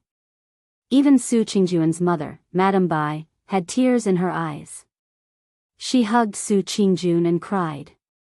As a result, after the storm, the Su family became harmonious again. However, after this time, the entire Su family clearly saw that Su Qingjun's status in the family was like a crane in a flock of chickens, and no one could compare to her. After returning to the mountain, Su Qingjun saw Lu Chen. She was a little embarrassed, but she still told him about it. Lu Chen just smiled and congratulated her. He didn't say much, nor did he complain about the pain and suffering he had suffered in vain. Su Qingjun wanted to make it up to him, but she didn't know what to do at the moment. She thought that there was still a long way to go, so she wasn't in a hurry. In any case, now that Lu Chen had the status of a nominal disciple, she had a reason to take care of him. In the future, she would find a chance to accept him as a direct disciple. She would provide him with all kinds of resources and elixirs. At the end of the day, he would be able to reach the Foundation establishment realm. That way, his life of cultivation wouldn't be in vain. There were still 18 days until the next full moon. When the moon rose, it seemed to be thinner than yesterday. The moonlight was still very bright. It shone on the window sill of the wooden house on the Flying Goose Terrace like frost and snow. Lu Chen lay on the bed and quietly looked at the night outside the window. After a while, there was a slight movement in the darkness. Atsu walked over and leaned against him. He lifted his front feet and placed them on the window sill. He also looked at the moon outside. The moonlight shone on the man and the dog, and it was as soft as water ripples. Lu Chen reached out to touch Atsu's body and found that the black dog was staring at the moon in the sky in a daze. Its only eye was shining with an inexplicable brilliance, like a black, transparent gem. There was a hint of loneliness in his gaze. He looked forward to it. Lu Chen looked at Atsu quietly and did not disturb it. After a while, Atsu turned around and looked at Lu Chen again. Under the moonlight, Atsu's single eye flickered and gradually became gentle. Then, it obediently lay down beside Lu Chen, snuggled up to him, closed its eyes, and fell into a deep sleep. Lu Chen closed the window and darkness descended upon the room. For a moment, he suddenly wished he had a mirror so that he could look at his own face and eyes. Because just now, he suddenly felt an inexplicable sense of familiarity from Atsu's gaze. It was just like him 10 years ago. These few days, when it was late at night, Lu Chen would secretly go out and walk through the mountain paths of the Kunlun Mountains in the dark, carefully testing the boundless darkness. However, the strange insect never appeared again. That soul-stirring and dangerous encounter that night seemed to be an accident, or perhaps it was just an inexplicable coincidence. If it were not for the fact that Lu Chen was still holding a hard, charred stone in his hand, the scene that night might really be like a dream and not real. However, the rough feeling of the black stone in his hand kept reminding Lu Chen of the evil behind the stone. When it was late at night, when even Atsu was immersed in dreamland, Lu Chen quietly left Flying Goose Terrace and walked into the deep night. He did not tell Old Ma the whole truth about the strange three-eyed insect, especially when he had already killed such a monster. Because once he told him, it would inevitably involve the biggest secret in his body at the moment, the unprecedented black divine disc, and the horrible nature of robbing vitality to grow. He did not want others to know. Perhaps he had been a shadow for too long and was no longer used to trusting others. Even when it was Old Ma who he could entrust his life to, he instinctively wanted to keep the last bit of the secret, as if he was hiding his last trump card. If the strange three-eyed insect did not appear, the matter would have ended without a hitch. Perhaps it was really just a strange monster that came out of nowhere. However, could there really be such a coincidence in this world? In the vast Kunlun Mountains, the strange three-eyed insect did not look for anyone else, and it just happened to meet him. Lu Chen had been a shadow for many years, and he no longer believed in coincidences, including this time. Therefore, he had been thinking hard about this matter, thinking over and over again, trying to find out what was different about him or what was so eye-catching about him. But after thinking about it, he found that he seemed to have only one secret, which might be different enough to attract such a monster. It was still the mysterious black divine disc in his ocean of energy. That night, he pondered for a long time on the dark mountain path, then closed his eyes slightly to the night. The darkness surged around him like a tide, like the rising waves of the sea. When he opened his eyes again, the dark flames were already burning in his pupils. The silent black flames slowly burned on his body. At this moment, there was no longer the pain and despair of the past. The black flames seemed to have become a part of Lu Chen's body, swaying on his flesh. The night was as dark as ink, and the darkness rolled like a tide. This man stood in this dark night, as if he was roaring angrily at the boundless darkness in front of him, a call. Then, the night was cold, and the darkness was like an abyss. There was no response. Everything seemed dim and dull, only the feeling of loneliness still lingered around him. Lu Chen was a little disappointed, and he quietly let the black flames shrink back into his body and extinguish. But at this moment, his heart suddenly moved, and he looked towards the depths of the Kunlun mountain range. That was a distance that could not be seen. That was the most mysterious forbidden area of the Kunlun mountain range. There was a thick fog that did not dissipate all year round, and there were 4 strange mountain peaks floating in the sky. Passing through the darkness, passing through the mountains, an inexplicable throbbing suddenly surged from the void, as if someone was looking in this direction from afar, but it also seemed like nothing had actually happened. Lu Chen sensed that something was off. But that feeling disappeared in a flash, and did not even give him extra time to carefully savor it. It disappeared in an instant just like that. However, Lu Chen could already feel that something was different in this short period of time. Something was really over there, in that forbidden area, and it was resonating with the dark aura in his body. What kind of secret was hidden in this quiet and incomparably huge Kunlun mountain range? And this secret, could it be related to the spy of the devil cult? During the day, someone came to the Flying Goose platform, and despite Lu Chen's dissuasion, insisted on calling Su Qingjun out of the cave. Su Qingjun was a little unhappy. Of course, this was easy to understand. But very soon, the news brought by this person made Lu Chen and Su Qingjun a little startled. The case of Yi Changxing's murder, which had caused a sensation for a while but soon died down, suddenly stirred up waves after dragging on for such a long time. He, who was entrusted by the sect masters to investigate this matter, was under great pressure, but still insisted on investigating to the end. Finally, he found something and began to take action. However, the first person he attacked still surprised most of the people. Because he brought people to detain the 3 brothers of the Su family, Sumo, Su Qian and Su Wen. Detaining them under the pretext of investigating the assassination of the devil cult was tantamount to suspecting that the three brothers of the Su family were not only related to He Xianxia's death, but also possibly colluding with the devil cult. This accusation, or rather, this crime was too big and too heavy, so heavy that even the Su family could not bear it. So, the Su family quickly began to take action. They mobilized their informants in the Kunlun party, as well as some cultivators they were on good terms with to inquire about the news. At the same time, they also tried their best to help the three brothers of the Su family.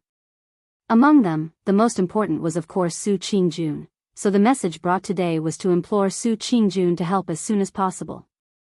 After listening to the news, Su Qingjun looked grim. She did not discuss it with Lu Qin, closed the stone door of the cave, and directly went down the mountain with the messenger. After watching Su Qingjun go far away, Lu Qin also looked down the mountain with a complicated expression. Unlike Su Qingjun, who knew almost nothing about this matter, Lu Qin knew almost everything about He Xianxia's murder case. In this world, who knew the most about a murder case? It must be the murderer. Lu Qin waited on the Fian platform for a while, then also got up and went down the mountain. When the Fian platform quieted down, and there was only one dog left, Atsu looked a little anxious and irritated. It looked at the forest in the back of the mountain again and again. After a while, it slowly got up and walked in. There was a faint light in the forest, and Atsu could see its surroundings very clearly. As it walked, it heard the familiar chirping of birds. However, that day, Atsu did not meet White Lotus again. In fact, after meeting White Lotus that day, Atsu did not see her again. The little girl, who was only a little over 10 years old, seemed to be busier than most adults. Not seeing White Lotus, Atsu did not seem surprised, and even looked a little more relaxed. But soon, its body tensed up again, because it saw a little bird suddenly fly to the ground in front of the forest, using its beak to search for food in the thick layer of leaves. Almost without any hesitation, Atsu slowly approached it. Its figure and movements were almost silent, as if it was born to do so. Like a genius hunter, it slowly approached the bird. Suddenly, the black dog pounced on the bird, and before it could startle it, it bit its wing.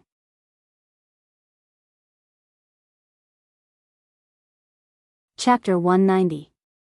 He Yi's sudden action seemed tough and abrupt, and his target was the Su family, a well-known aristocratic family in Kunwa City. Therefore, it was hard for people not to think of what happened to his younger brother, He Gang, some time ago. Revenge in public? Or was he deliberately framing others? All kinds of guesses and rumors quickly spread, but after Su Qingjun went down the mountain and met her father, she learned about it through her trusted subordinates in the sect, so she had a general idea of what was going on. First of all, he did take people to detain Sumo and the other two brothers of the Su family, but he only detained them temporarily. He didn't convict them, nor did he interrogate them by torture. In the words of the other side, he just asked them some questions. There was, of course, a world of difference between questioning and convicting them. Although the Su family was still indignant, they calmed down a little. As for why he didn't find anyone else but the Su family, the other side also gave a very powerful reason that made the Su family speechless. Before He Xianxia's accident, the three brothers of the Su family had ganged up on and humiliated He Xianxia in the fragrance garden. To put it bluntly, they beat him up and threatened him. Then, a few days later, He Xianxia died. If this was not a big suspicion, then no one was more suspicious. When Su Tianhe and the others learned about this, they were also speechless for a long time. But after all, he was a blood relative of the Su family, so they couldn't really give up. Therefore, the Su family still tried their best to mobilize all kinds of connections in the Kunlun party to plead for him. But this method, which had always been successful in the past, ran into a snag this time. The reason was that he didn't fall for it, and the other virtuous elders in the sect declined one after another, unwilling to get involved in this trouble. For this reason, Su Qingjun even went to find her master, Masato Kihara, and the answer she got was, first, make it clear that if there was nothing wrong, nothing would happen, and they would let him go. Second, this matter was very troublesome. It was said that even immortals paid attention to it. Ordinary people, including immortal Yuanying, didn't want to get into trouble. In a somewhat anxious and angry mood, the Su family secretly made up their mind to find trouble with Yi. But soon, their anger turned into surprise. The three brothers of the Su family had been questioned separately. Most of the time, the three of them could answer most of the questions. However, when Yi asked the crucial question, which was the night He Changxing died, where the three of them had gone, Su Qian and Su Wen both gave their own testimonies. However, after Su Mo answered, it was unexpectedly proven that he was lying. Su Mo said that he slept alone in his residence that night, but very soon, someone proved that he went out, and then several people saw him. As for asking where he went after that, Su Mo was dumbfounded and couldn't answer for a long time. Of course, there was something wrong with this situation. Needless to say, Su Qian and Su Wen were released, but only Su Mo was detained. But this time, it wasn't so polite.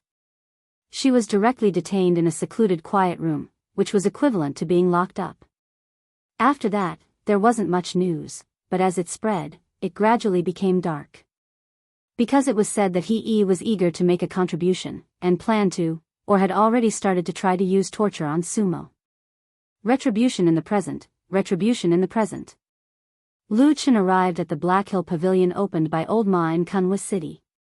Listening to Old Ma's gloating tone, Lu Chen couldn't help but shake his head and say, "Don't be too happy. We still don't know whether this news is reliable or not. It's all spread by others. Who cares?" Old Ma laughed and said, "In any case, I've long disliked that guy Su Mo. It's best if he suffers a bit more. Unfortunately, my identity is limited, otherwise I really want to go and see with my own eyes." Lu Chen waved his hand. He was too lazy to argue with Old Ma about these things. He sat there and pondered for a moment before saying, "This time, He acted without any warning. Almost no one knew about it beforehand. It feels a bit strange. It seems like he suddenly got hold of some information, so he began to vigorously investigate." Old Ma frowned and the smile on his face faded a bit. He looked at Lu Chen with a hint of worry and asked in a low voice, "What's wrong? Is there any danger?" Lu Chen shook his head and said, "Not yet. Let's wait and see first."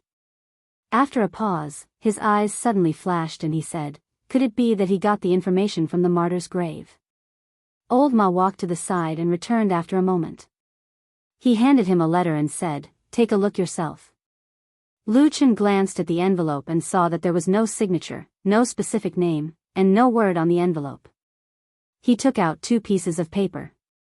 After reading it, he suddenly nodded and then sighed softly. "The damn baldy said that he will rush back 3 to 5 days before the next full moon night." Old Ma smiled and said, "You see, I told you long ago that the old man still likes you the most. Even if you are a little uncertain, he is still willing to believe you." Lu Chen didn't comment, but he was still silent for a while. Then he stood up and walked 2 steps in the room. He said to Old Ma, "You pay attention to He Gang these days. It's better to send more people to keep an eye on him. Don't let him suddenly run away." Old Ma narrowed his eyes slightly and said, "What do you want to do?" Lu Chen said indifferently, "I haven't thought about it yet, but I've thought about one thing before. Maybe it's a plan to kill 2 birds with 1 stone. If He pursues this matter strictly and refuses to let Su Mo off, and at the same time, his only blood brother suddenly meets with an accident in Kunwa City, what will the result be?" Old Ma pondered in silence. After a while, he suddenly sucked in a breath of cold air and looked at Lu Chen. For a moment, he didn't know what to say. Lu Chen calmly said, "Killing 2 birds with 1 stone. The general idea is that He will definitely suspect that the aristocratic families of Kunwa City, specifically the Su family, did it. In order to vent his anger, he killed his brother, so the hatred between him and the Su family will be deep.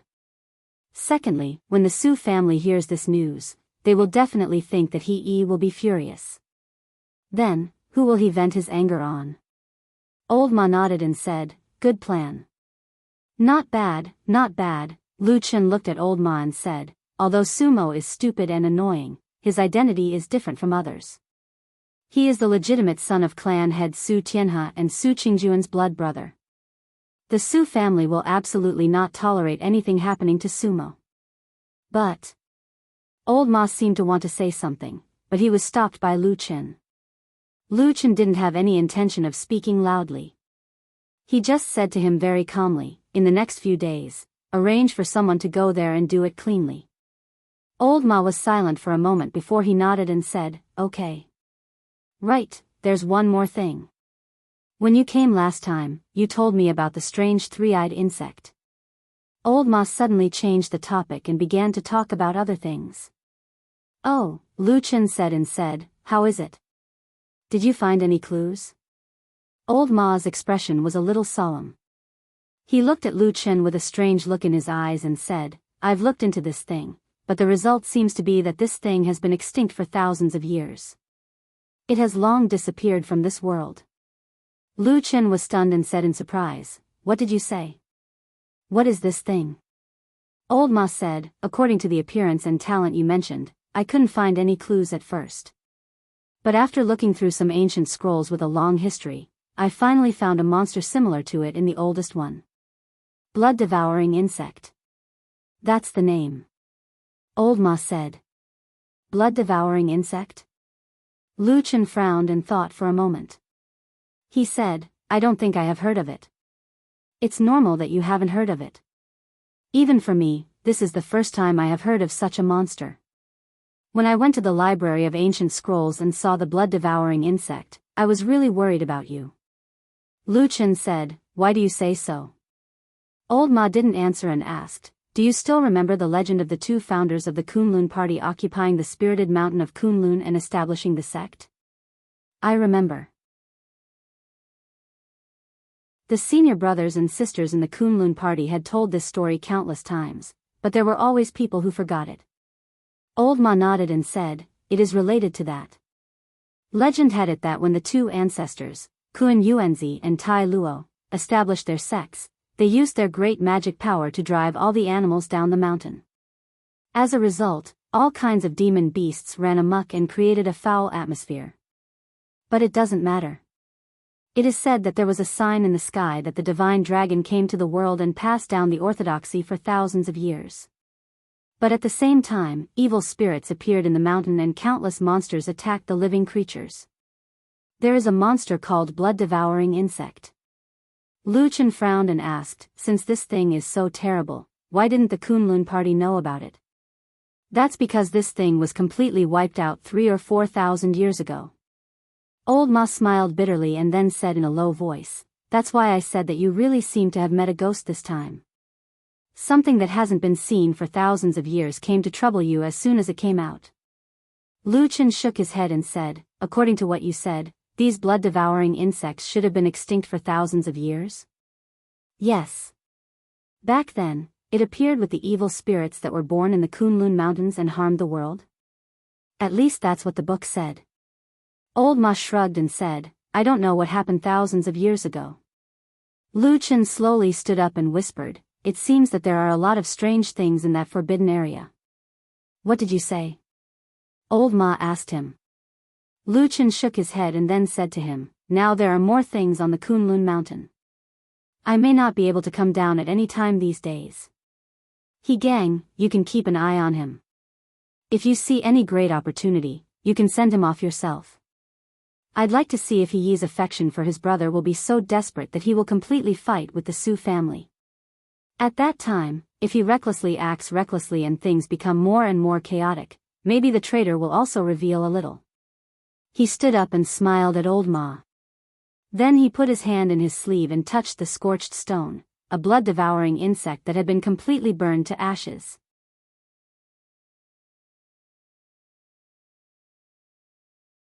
Chapter 191.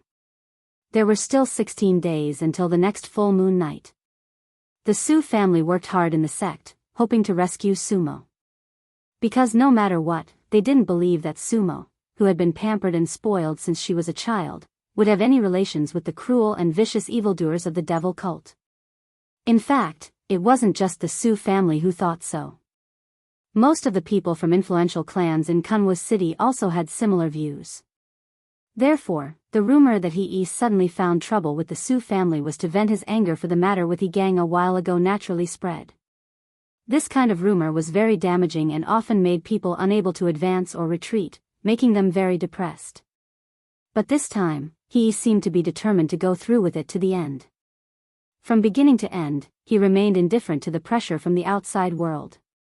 Despite the pressure from the Su family, he still hadn't released Sumo. The activities of the Su family in the sect also encountered unexpected resistance.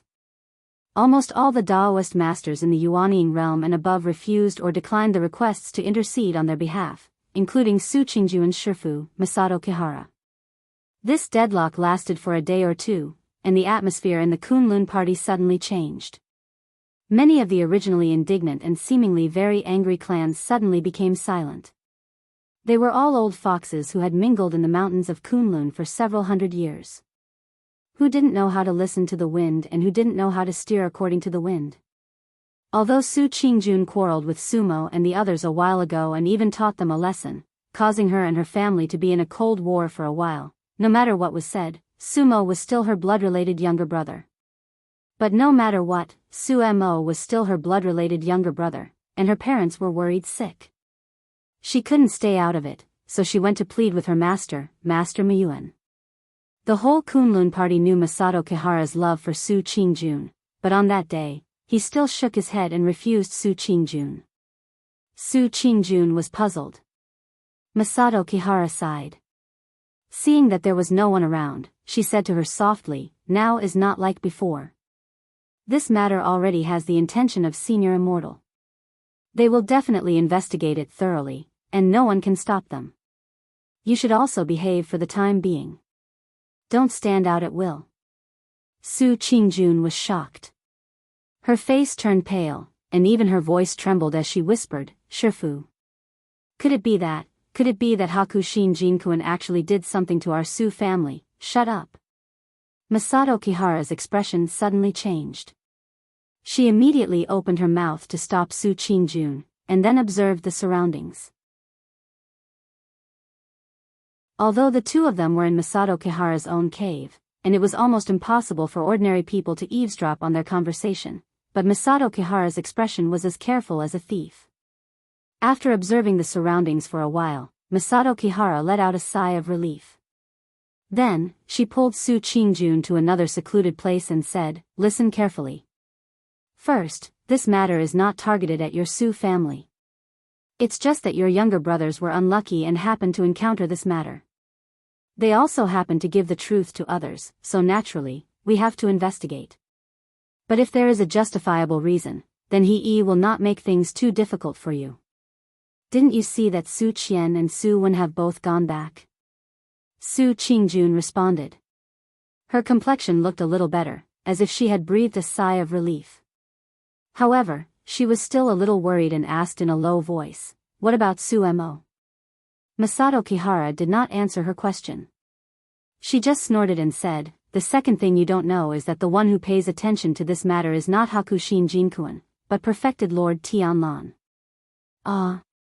Su Qingjun was shocked and said, "Grandmaster Tianlan? How could he?"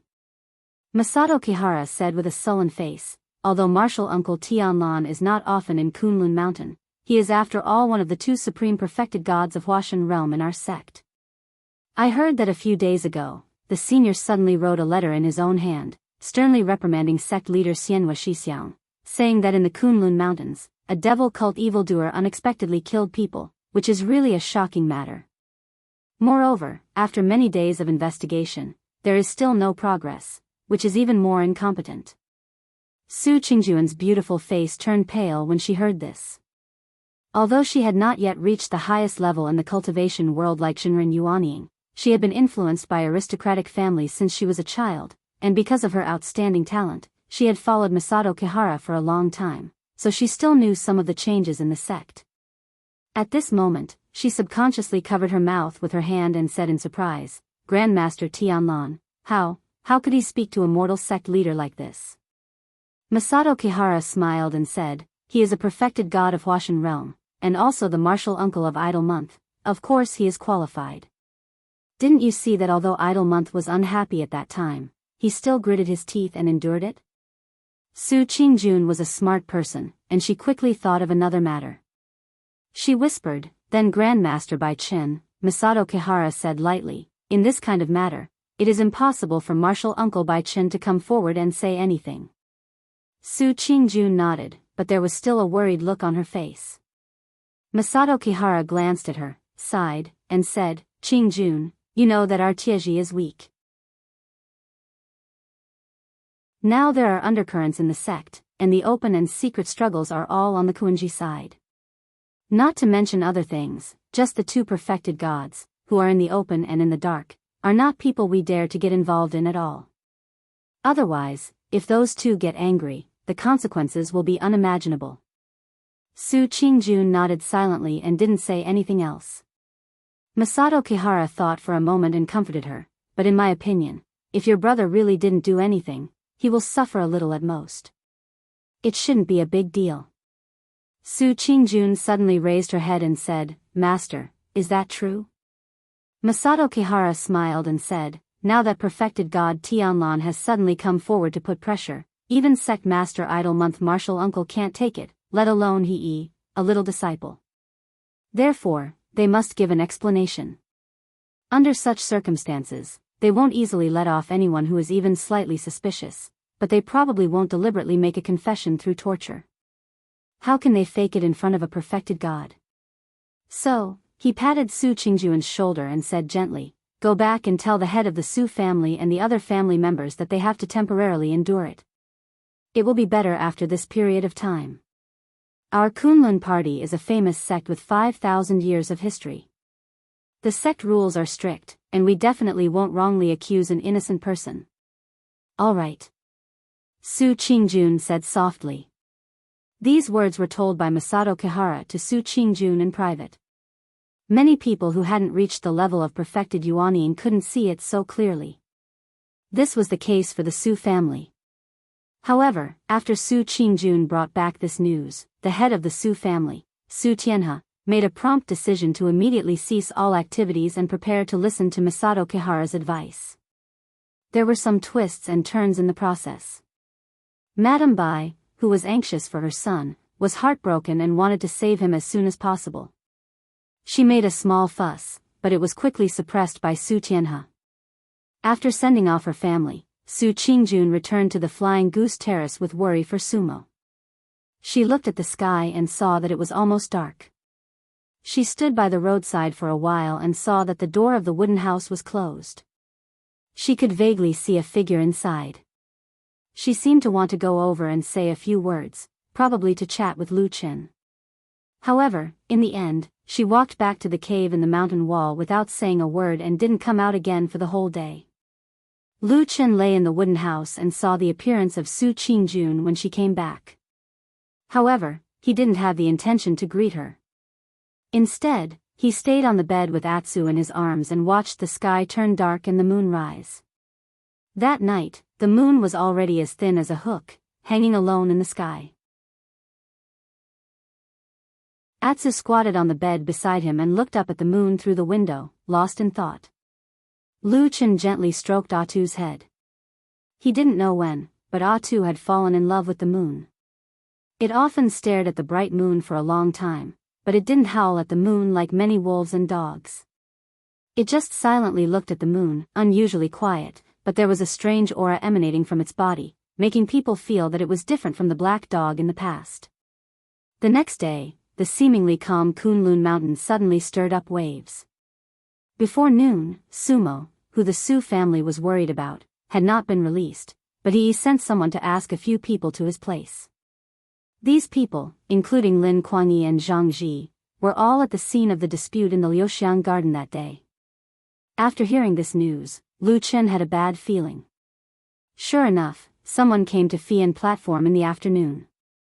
That person was a Kunlun disciple from the Heavenly Soldier Hall. In terms of seniority, he was He Yi's junior. When he came here, his words were polite, but his attitude was very firm.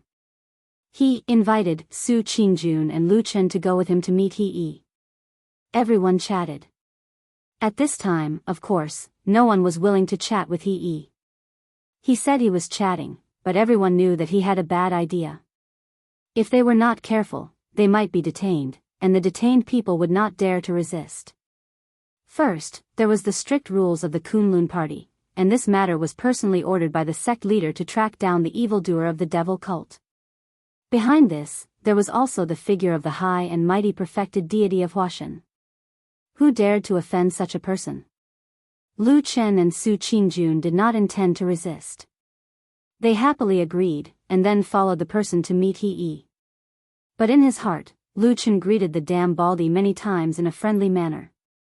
Previously, it was only said that He detained people, but when they were really brought to the location, Lu Chen was stunned to discover that He had actually placed the place where the suspect was detained and interrogated directly in the martyr's grave at the back of the nameless mountain peak. When he saw that black courtyard and confirmed that it was the location, Lu Chen suddenly had a kind of secret delight in his heart. Staying in this kind of place and not letting go, that person called Sumo would most likely suffer a lot these days. Different from Lu Chen, Su Qingjun had never been here before. Looking at this gloomy place, Su Qingjun, like almost everyone else, revealed a disgusted and surprised expression.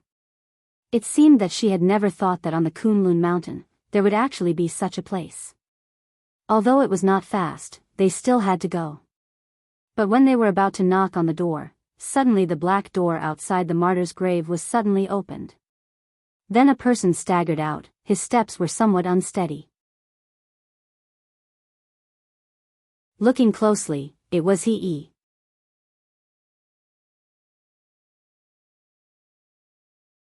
Chapter 192. Lu Chen and Su Qingjun were both taken aback. After looking at each other, they both stopped in their tracks. The Kunlun disciple who led the way was also taken aback. He hurriedly rushed over and supported He. He anxiously said, Xixiang, what happened to you? He waved his hand to indicate that he was fine. He then saw Su Qingjun and Lu Chen behind him and nodded to them. Seeing that his expression was generally normal, it didn't seem like something serious had happened. Su Qingjun and Lu Chen then walked over. Su Qingjun looked at He and frowned. Xixiang, what happened to you? Why do you look so pale? He smiled bitterly. He was about to say something when suddenly the others seemed to have sensed something. They all turned their heads to look in the direction of the black courtyard of the martyr's grave. They saw a gust of wind carrying bursts of smoke and dust suddenly soar into the air like an earth dragon, twisting in the courtyard. The sound of the wind was mournful. One could even faintly hear the sharp whistling sound of the air breaking. Even from far away, one could feel the strong spiritual power rolling near the wind vent.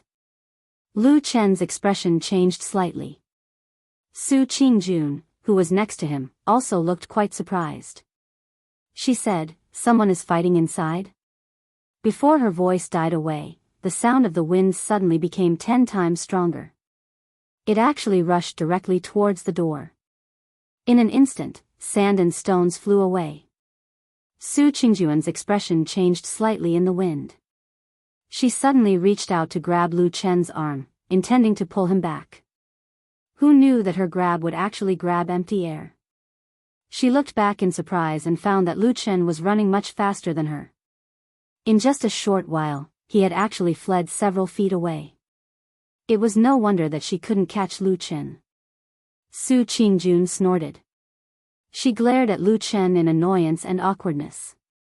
She followed him and mumbled, "His cultivation is not high, but he runs fast." Lu Chen's ears were sharp, and he actually heard these words. He smiled at Su Qingjun, who was walking over, and said, "I can't help it. It's not easy to get by in this world, and I don't have the invincible talent like you geniuses. Any one of you is enough to annoy us, the janitor disciples. So, you can do anything in cultivation, but you can't slack off in escaping. You talk too much." Su Qingjun first smiled, then scolded him. On the other side, He took in the two's conversation and expressions. He seemed to be deep in thought, but his expression didn't change much. After a while, the wind gradually weakened, and the earth dragon in the air seemed to be affected by some powerful force. It twisted more and more, and then suddenly broke in the middle and fell to the ground. Then, the wind stopped. A person walked out from the black courtyard, and it was Dongfang Tao. The darkness rolled and rolled behind him, and one could vaguely see another withered and skinny figure. It was the corpse watcher, but he clearly didn't have much interest in the people outside the cemetery. Since this figure had appeared, the people who seemed to have been in a fierce battle just now were naturally Dongfang Tao and the corpse watcher. This discovery shocked Lu Chen and Su Qingjun. It should be known that Dongfang Tao had broken through to the Yuanying realm, and could be considered as another powerful figure in the Kunlun party. But the most surprising thing was the corpse watcher. Although he looked ugly and skinny, like a lonely old man, or like an old man who had been decaying for many years, from the situation just now, this corpse watcher must have used all kinds of strange secret techniques. Compared to a true Yuanying realm master, he did not seem to be at a disadvantage. Of course, why these two people fought, and why they suddenly stopped, was not something Lu Chen and Su Qingjun could guess. Dongfang Tao said something to the corpse watcher, and it seemed that he was a little angry. The corpse watcher also responded with a few words, and it gave off a somewhat strange feeling, which immediately made Dongfang Tao angry again.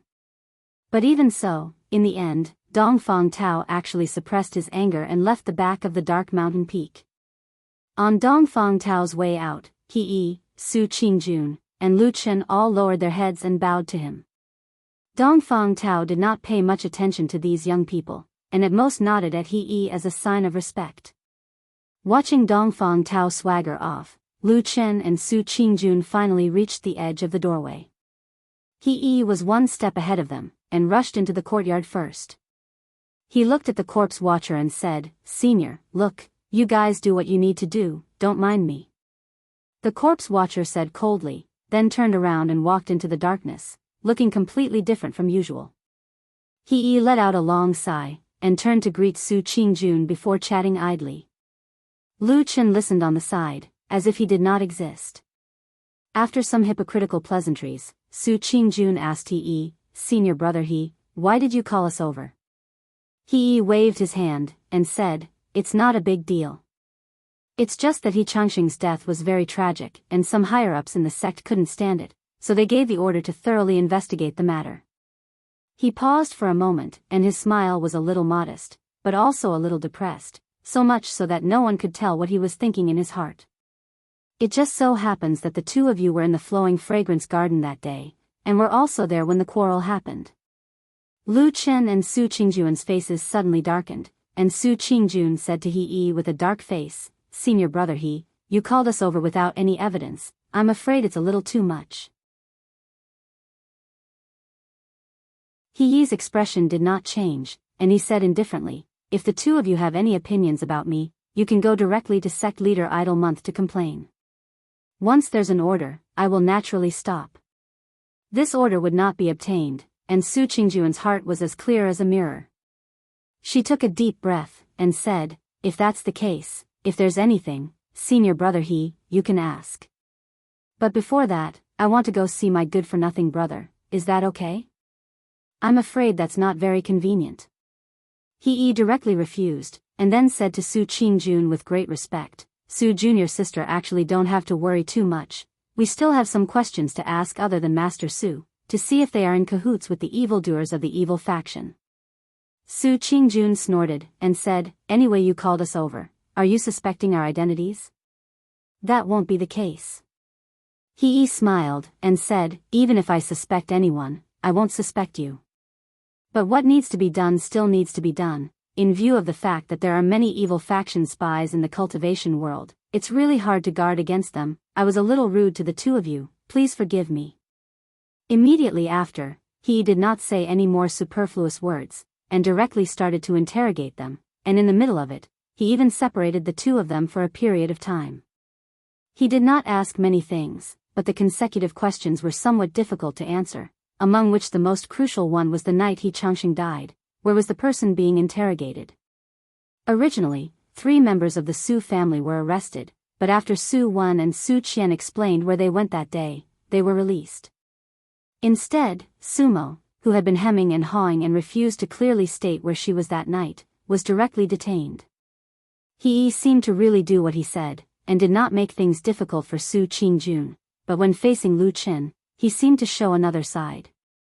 He started to interrogate Lu Qin where he was that night. Would there be anyone who could prove it? Lu Qin thought for a while, and realized that he would always be alone, unable to prove others, and unable to prove himself. He immediately became hostile and announced to Su Qingjun, "I'm going to keep this person for now and interrogate him." Su Qingjun argued with reason, and was unwilling to let Lu Qin stay, but he refused to let him go, and only said that he would not harm Lu Qin, but he really wanted to interrogate him. Until now, Sumo had not finished asking, so she did not let him go. Of course, Lu Qin was also unwilling to stay, but seeing that he was determined, he gave Su Qingjun a look, signaling her to calm down. With the advice from her master, Masato Kihara, Su Qingjun knew the vast and profound background behind this matter, and naturally felt a bit of respect. And Lu Qin was often away, who would really care about this? And the real reason why Lu Qin agreed to stay was actually because he was curious about this grave, the mysterious corpse watcher, and those dead people.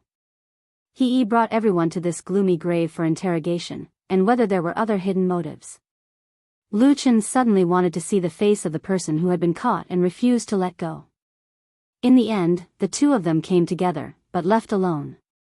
This scene made Su Qingjun feel a bit uncomfortable, and the gaze she stared at He was particularly unfriendly. He smiled bitterly, and did not explain much, and sent Su Qingjun away. In fact, if it was possible, He also wanted Su Qingjun to stay, but in this way, most people on Taiji's side would speak up, and the Su family would be completely enraged, and they might do anything. That kind of chaos was not what He wanted, nor was it what Immortal Idol Month and his master, Dukanjinren, wanted. Lu Qin was brought to a dark room. In this gloomy place, because of this place's special purpose, even the room looked particularly scary. According to he was tired today, and asked Lu Qin to rest first and talk tomorrow. Lu Qin did not refute, and silently accepted He's words. Until he was in this dark room, and when he began to try to see and explore the surroundings, he suddenly heard a weak and painful voice from the corner of the room, containing fear. "Save me, save me, save me." Lu Qin immediately stopped, and turned to look at the place where the voice came from. After a moment, he suddenly walked a few steps in that direction, and came to a corner. Then, he squatted down and looked at the figure who was huddled up in the corner. He sighed and said, "Young Master Su, how are you?"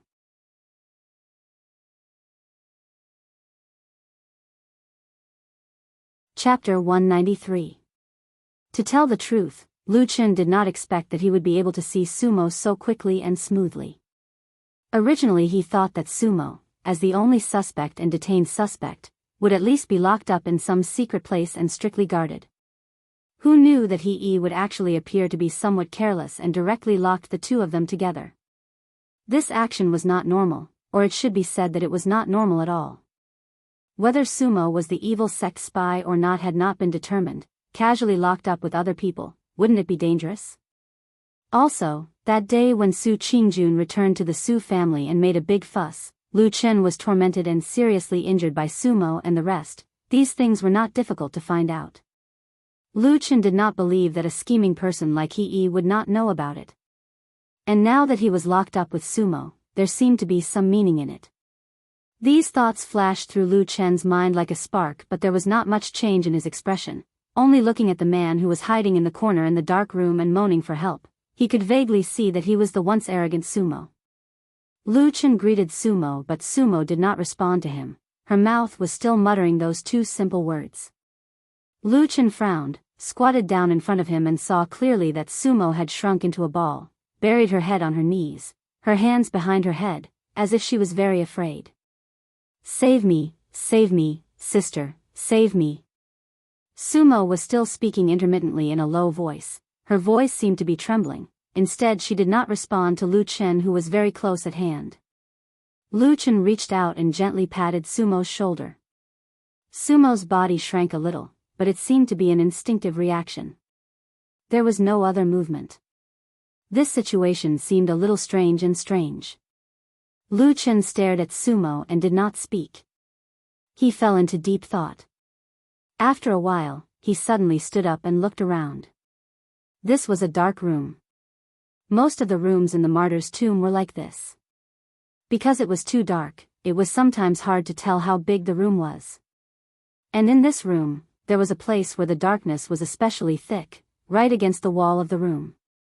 Lu Chen stared at the thick darkness, then looked at his surroundings.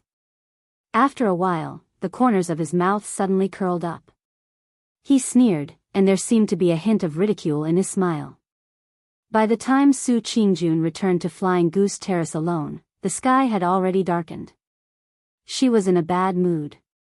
All kinds of dark and strange scenes kept appearing in front of her eyes. She was a little worried, even more worried than before. She was worried about her brother, Sumo, and also worried about Lu Chen.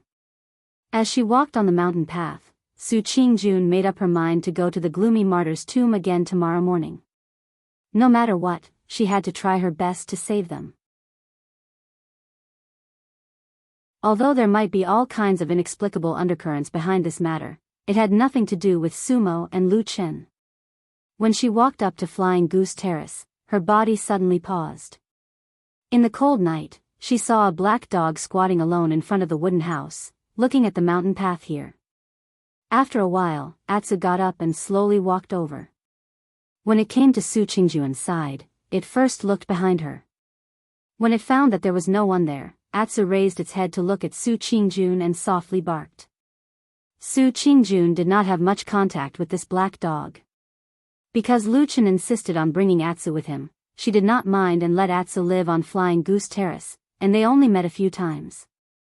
But tonight, she felt that Atsu seemed to be a little different from usual, but she could not tell what was different. Perhaps it was because they had too little contact.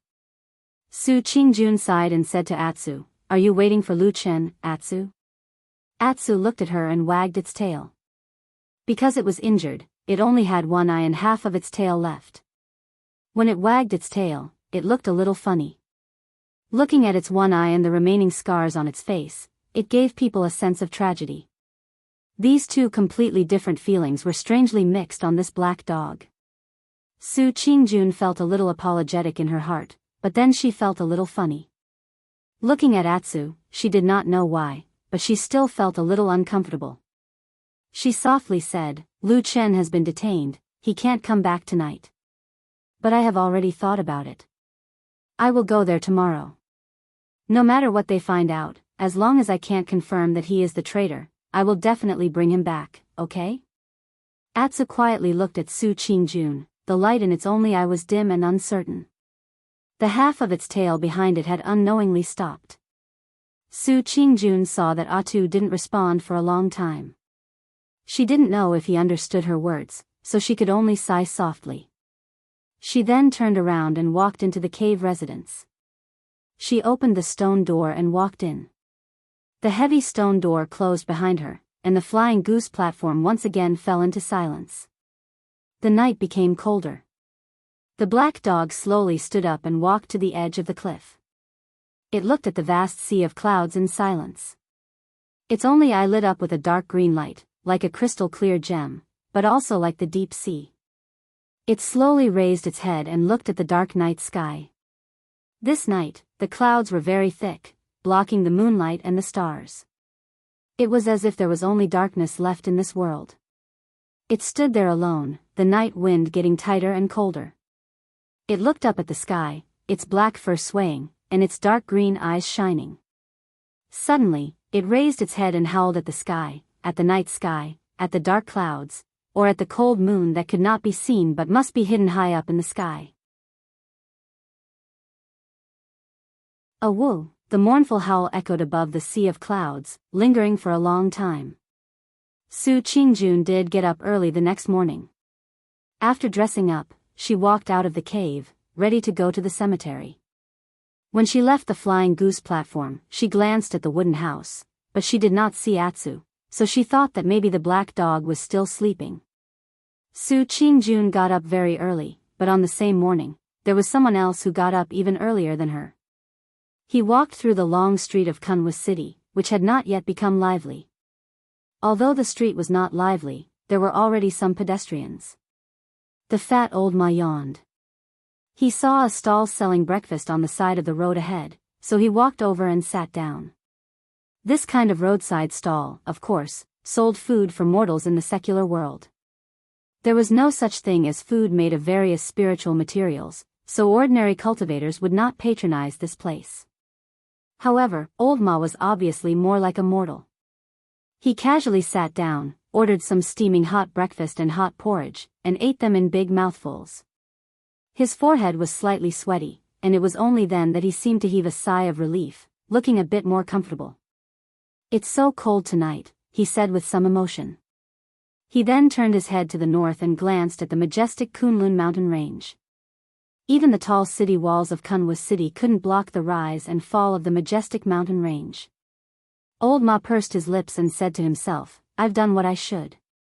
You better not bother me. Let's see what you do next." He was in a daze for a while, then he called the stall owner to pay the bill. The stall owner was an old man, so he came over to settle the bill. When he turned around to leave, he suddenly saw Old Ma's hand, so he reminded Old Ma, "Sir, your hand is bleeding." Old Ma looked down and saw some blood between the fingers of his left hand.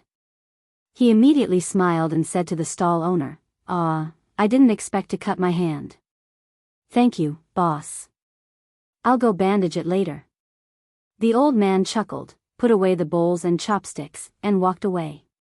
Old Ma stood up and walked back to the street. As he walked, he calmly wiped his left hand under his sleeve. That trace of blood was wiped on it, then it disappeared from his hand. He happily and contentedly walked forward, just like an ordinary person. At this time, the street gradually became lively and more people appeared.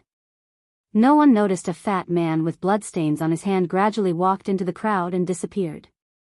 He did not sleep well that night. The Yin energy in the righteous grave was too heavy, it was really not suitable for ordinary people to live in. Even for a foundation establishment realm cultivator like him, living here for a long time would also feel uncomfortable. If one lived in this kind of shady place for a long time, perhaps even one's temperament would become strange, just like that corpse watcher. He was actually curious about the corpse watcher. This skinny and shriveled old man was mysterious and obviously powerful. He also seemed to have some unexplainable grudges with the newly promoted Yuanying Jinren, Dongfang Tao, which made him even more unfathomable. But right now, these were not the things that he was most concerned about. He was recommended by Dukan Jinren to sect leader Idle Month Jinren. He was wholeheartedly pursuing that evil faction spy murder case. However, this matter had been dragged on for a long time. He was actually feeling a great deal of pressure. And because of this, he had no choice but to gradually turn his methods more intense. It was already too late to use the previous gentle and tactful methods.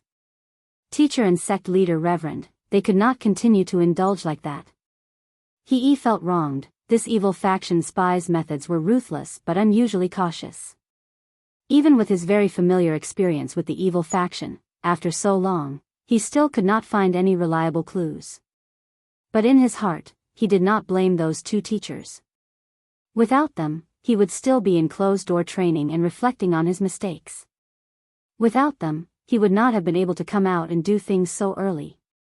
He even felt a little ashamed and felt that he had let down his teacher and sect leader Reverend. So, today, he felt that the reason why he could not calm down last night was because he did not do a good job. Then today, he must think of a way to carefully interrogate the two people who were currently detained, and strive to find out something. If there were any results, based on this merit, he would definitely be able to let his younger brother, Gang, return to the Kunlun party. When he thought of this, his somewhat heavy heart lightened up a lot. When he strode out of the room, he probably thought of his younger brother. The corners of his mouth carried a trace of a smile. But the moment he walked to the courtyard, he was suddenly stunned. On the grave's black main entrance, the room door was opened, but he did not know when, but there was a black dog standing outside. The black dog was staring at him.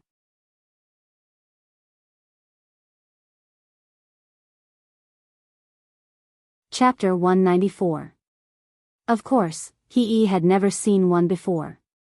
Or rather, even if he had, he would not have cared about such an ordinary black dog. However, when he saw the black dog, he was still slightly shocked. He was curious as to why a dog would appear in such a shadowy place where all living creatures and creatures avoided it. He was also surprised at the mutilations and scars on the black dog's body. This was a dog that had clearly been severely injured. Not only was it covered in scars, its one eye and half a tail made it even uglier and more frightening. He was also a normal person. When he first saw the black dog, he frowned and his eyes were filled with disgust. However, very soon, He's gaze changed slightly and his expression softened. This change was not because he had suddenly become kind and compassionate, but because he had suddenly thought of his younger brother, Gang. Because he had been surrounded by a pack of black jackals in the disorientated lands, Gang had been severely injured and disfigured. Now, after a series of twists and turns, he did not look like a human or a ghost. As his older brother, his heart ached for him. For some reason, when he saw this black dog, he suddenly thought of Gang and felt an inexplicable sense of compassion. So, he did not immediately chase the black dog away. Instead, he stood and watched for a while before walking over. The black dog looked at his figure in silence and did not move. It did not retreat, nor did it hide. There was a strange light flowing in its single eye as it stared at He's figure. He walked to the door and glanced at the black dog, then looked outside the door to confirm that there was no one outside. It seemed that no one had deliberately brought this dog here. However, this made it even more strange. After staying in the righteous grave for several days, He had long noticed that the yin qi in this place was extremely strong. It was the enemy of almost all living creatures. In this righteous grave, there was not even a mouse or a cockroach, let alone wild beasts or birds. Could it be that because this dog was black, it was not afraid of this pitch-black righteous grave?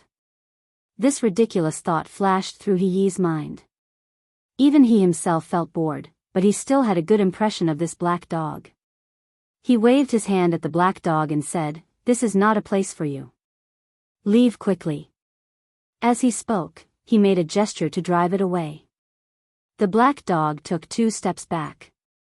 Although it was still staring at perhaps because did not show too much hostility before, and even had a little bit of gentleness to it, the black dog did not react too aggressively to It glanced at the courtyard of the righteous grave and seemed a little hesitant.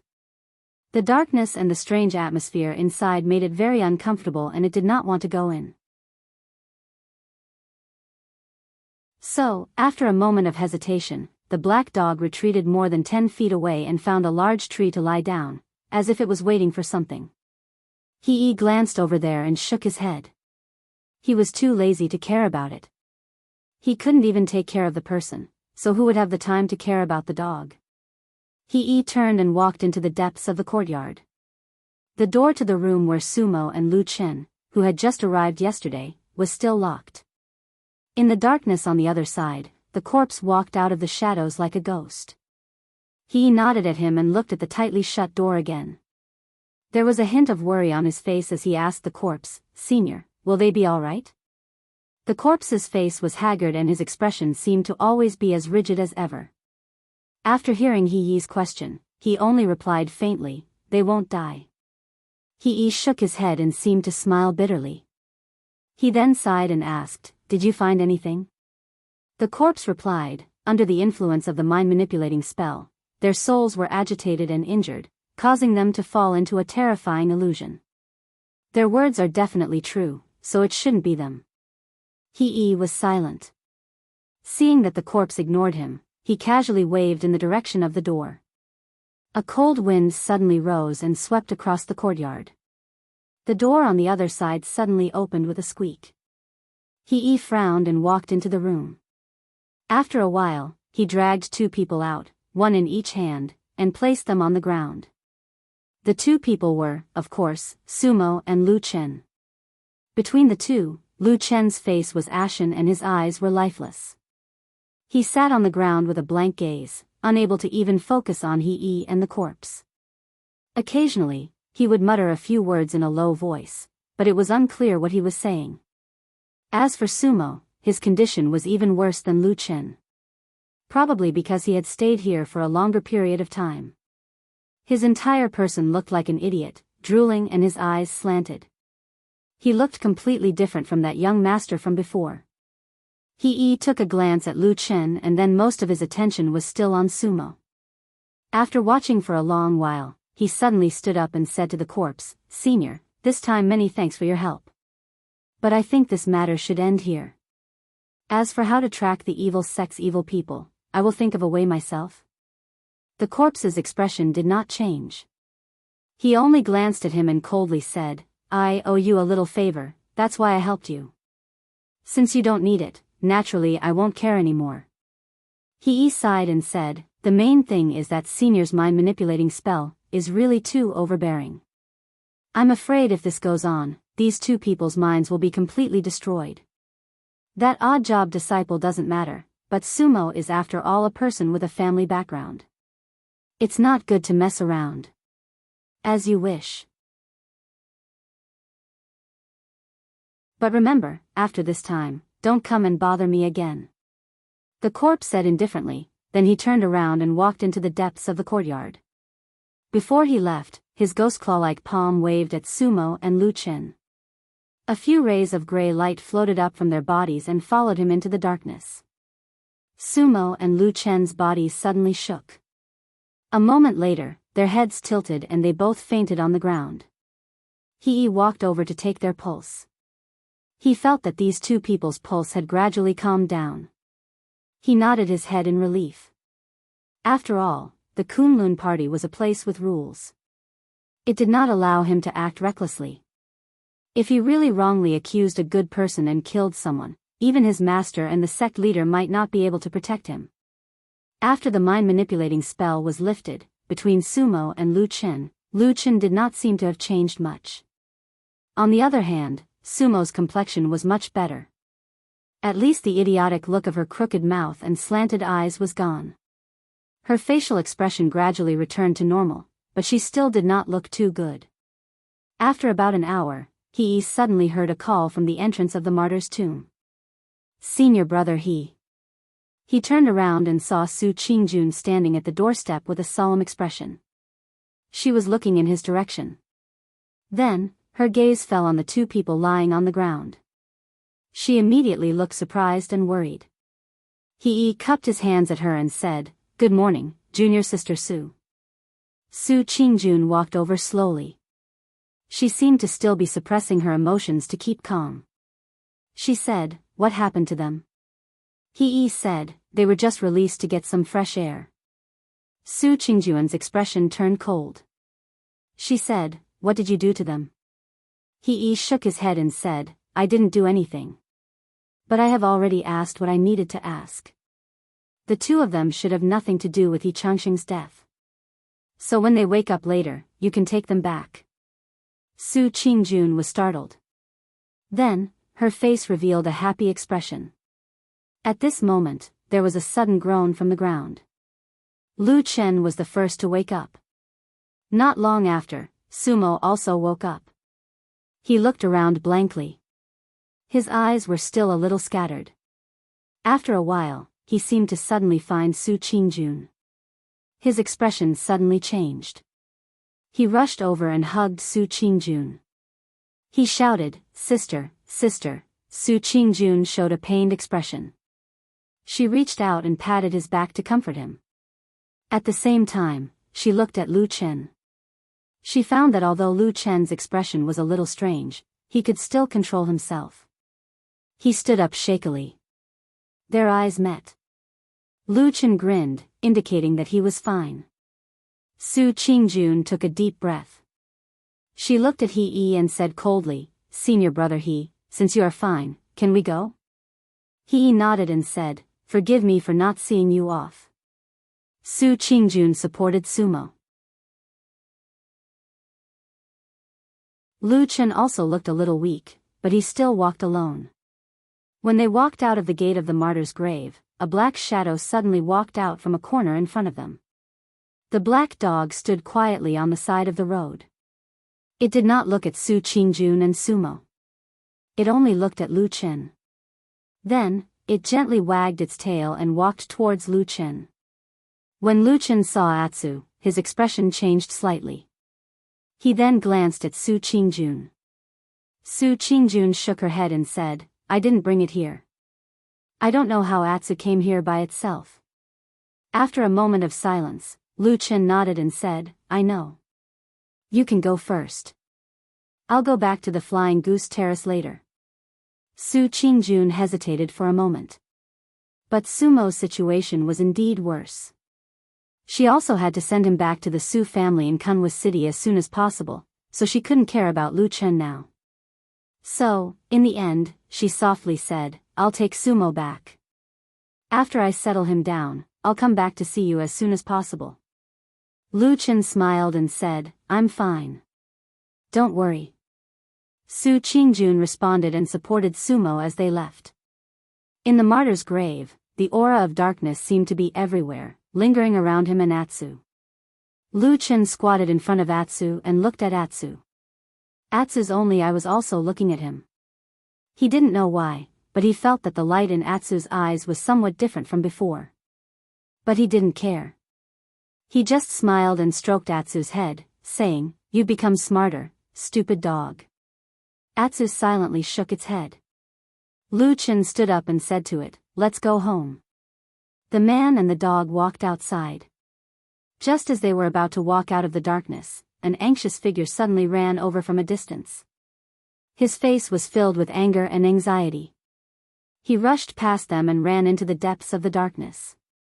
Lu Chen's footsteps paused, and he turned around to look at that person's back. Then, he expressionlessly turned around and continued to walk out, stepping into the warm light.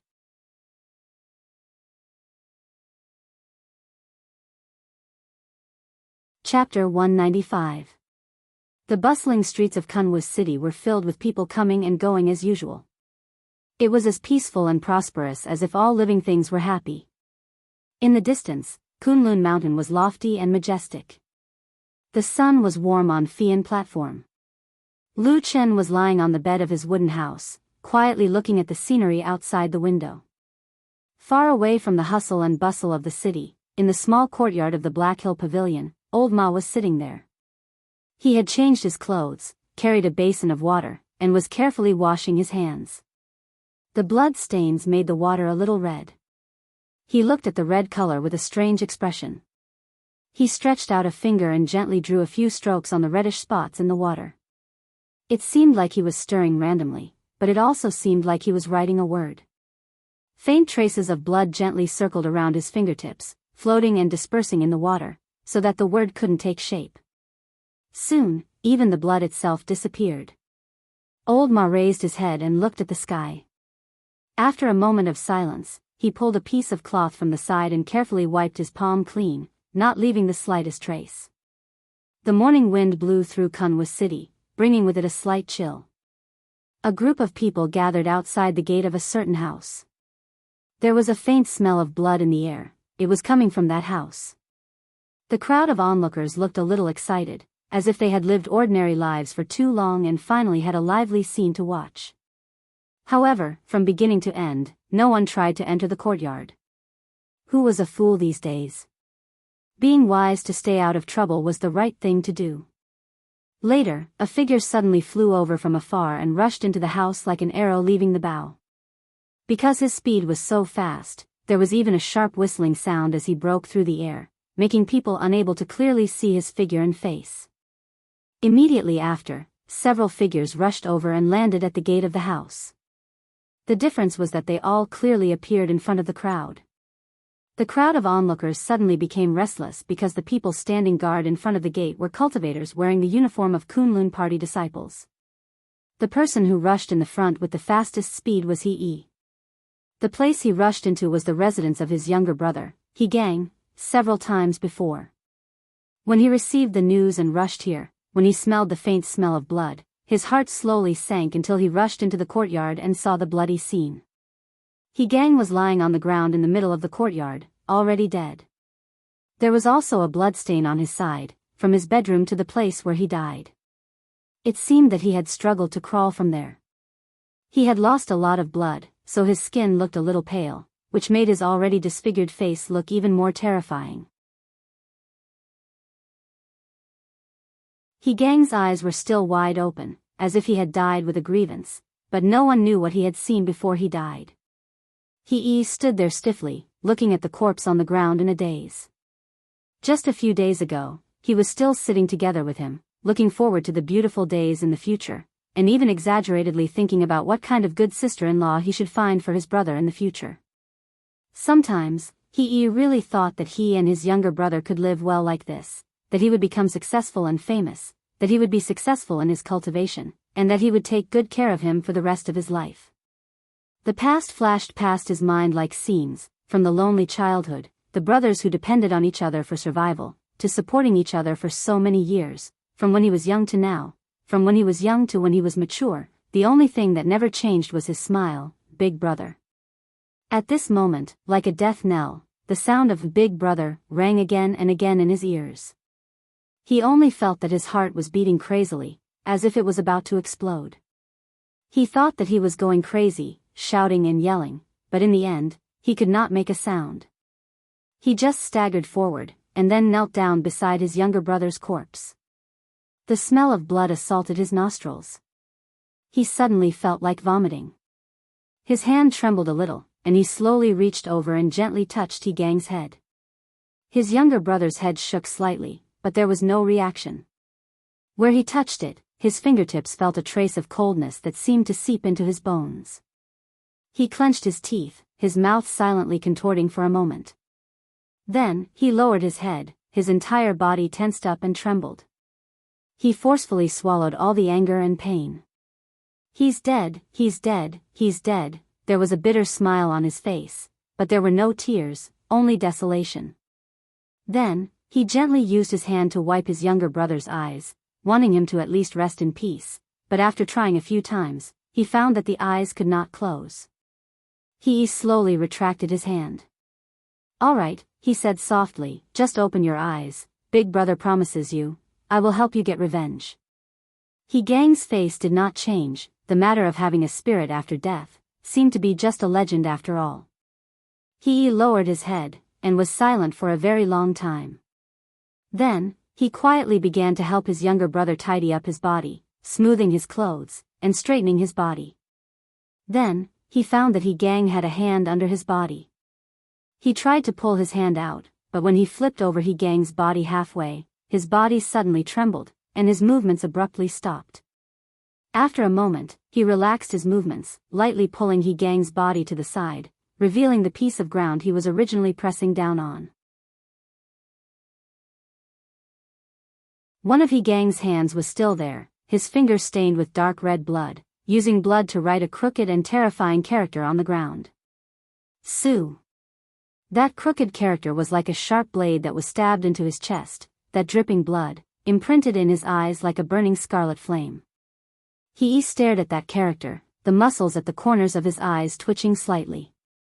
At this time, the sound of footsteps came from behind him. It was the junior brothers that he brought with him walking in. He seemed to want to say something, but he quickly closed his mouth. A trace of a desolate smile appeared at the corners of his mouth, and then it quickly disappeared. His face became gloomy, and in the end, indifferent. He stood up, and with a step, he stepped on that character. The several Kunlun disciples next to him walked over.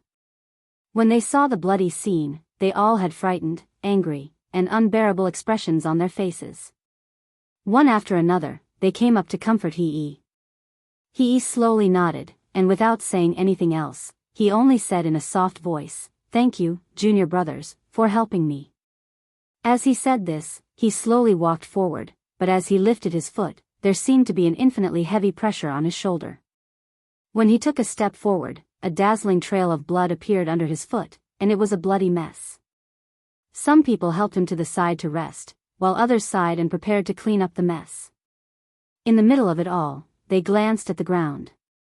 In the middle of it, there was nothing but fresh blood on the ground. Only when the sun shone down, it illuminated the bloody and tragic shadow. There were still 13 days until the next full moon night.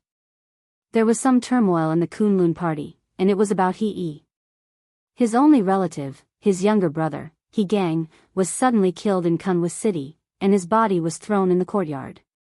When the news came, He was so grieved that he almost couldn't do anything, so the murder case of He Xianxia, which caused a lot of trouble, suddenly quieted down.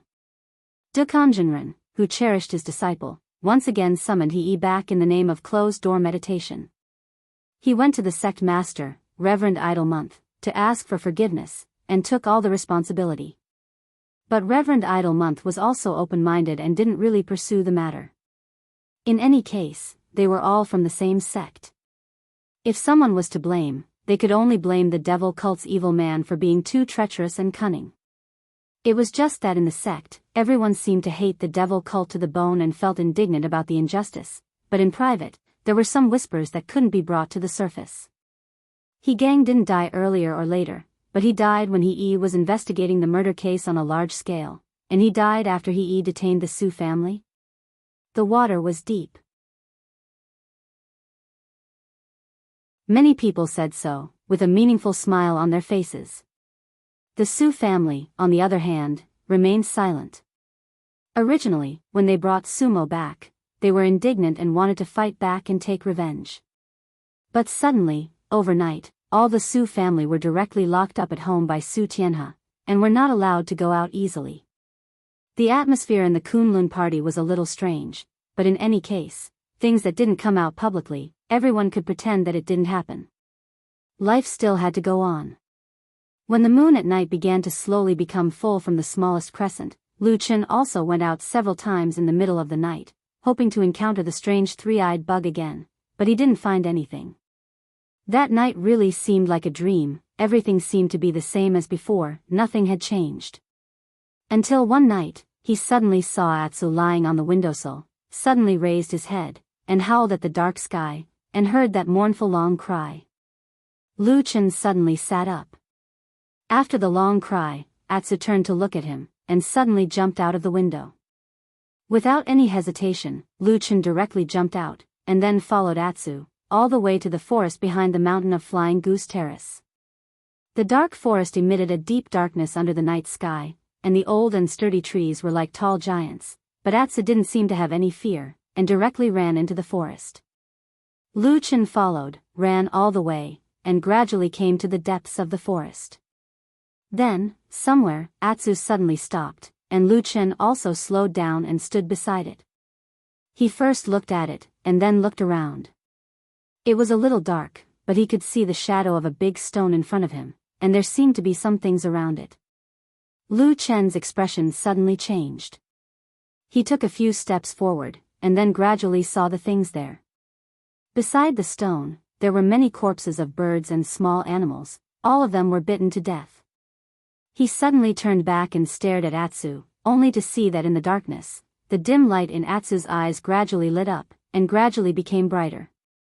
Like a dark green flame, you're tuning into the Carefree Valley YouTube channel. Don't forget to subscribe and join us on this journey to catch the most captivating stories.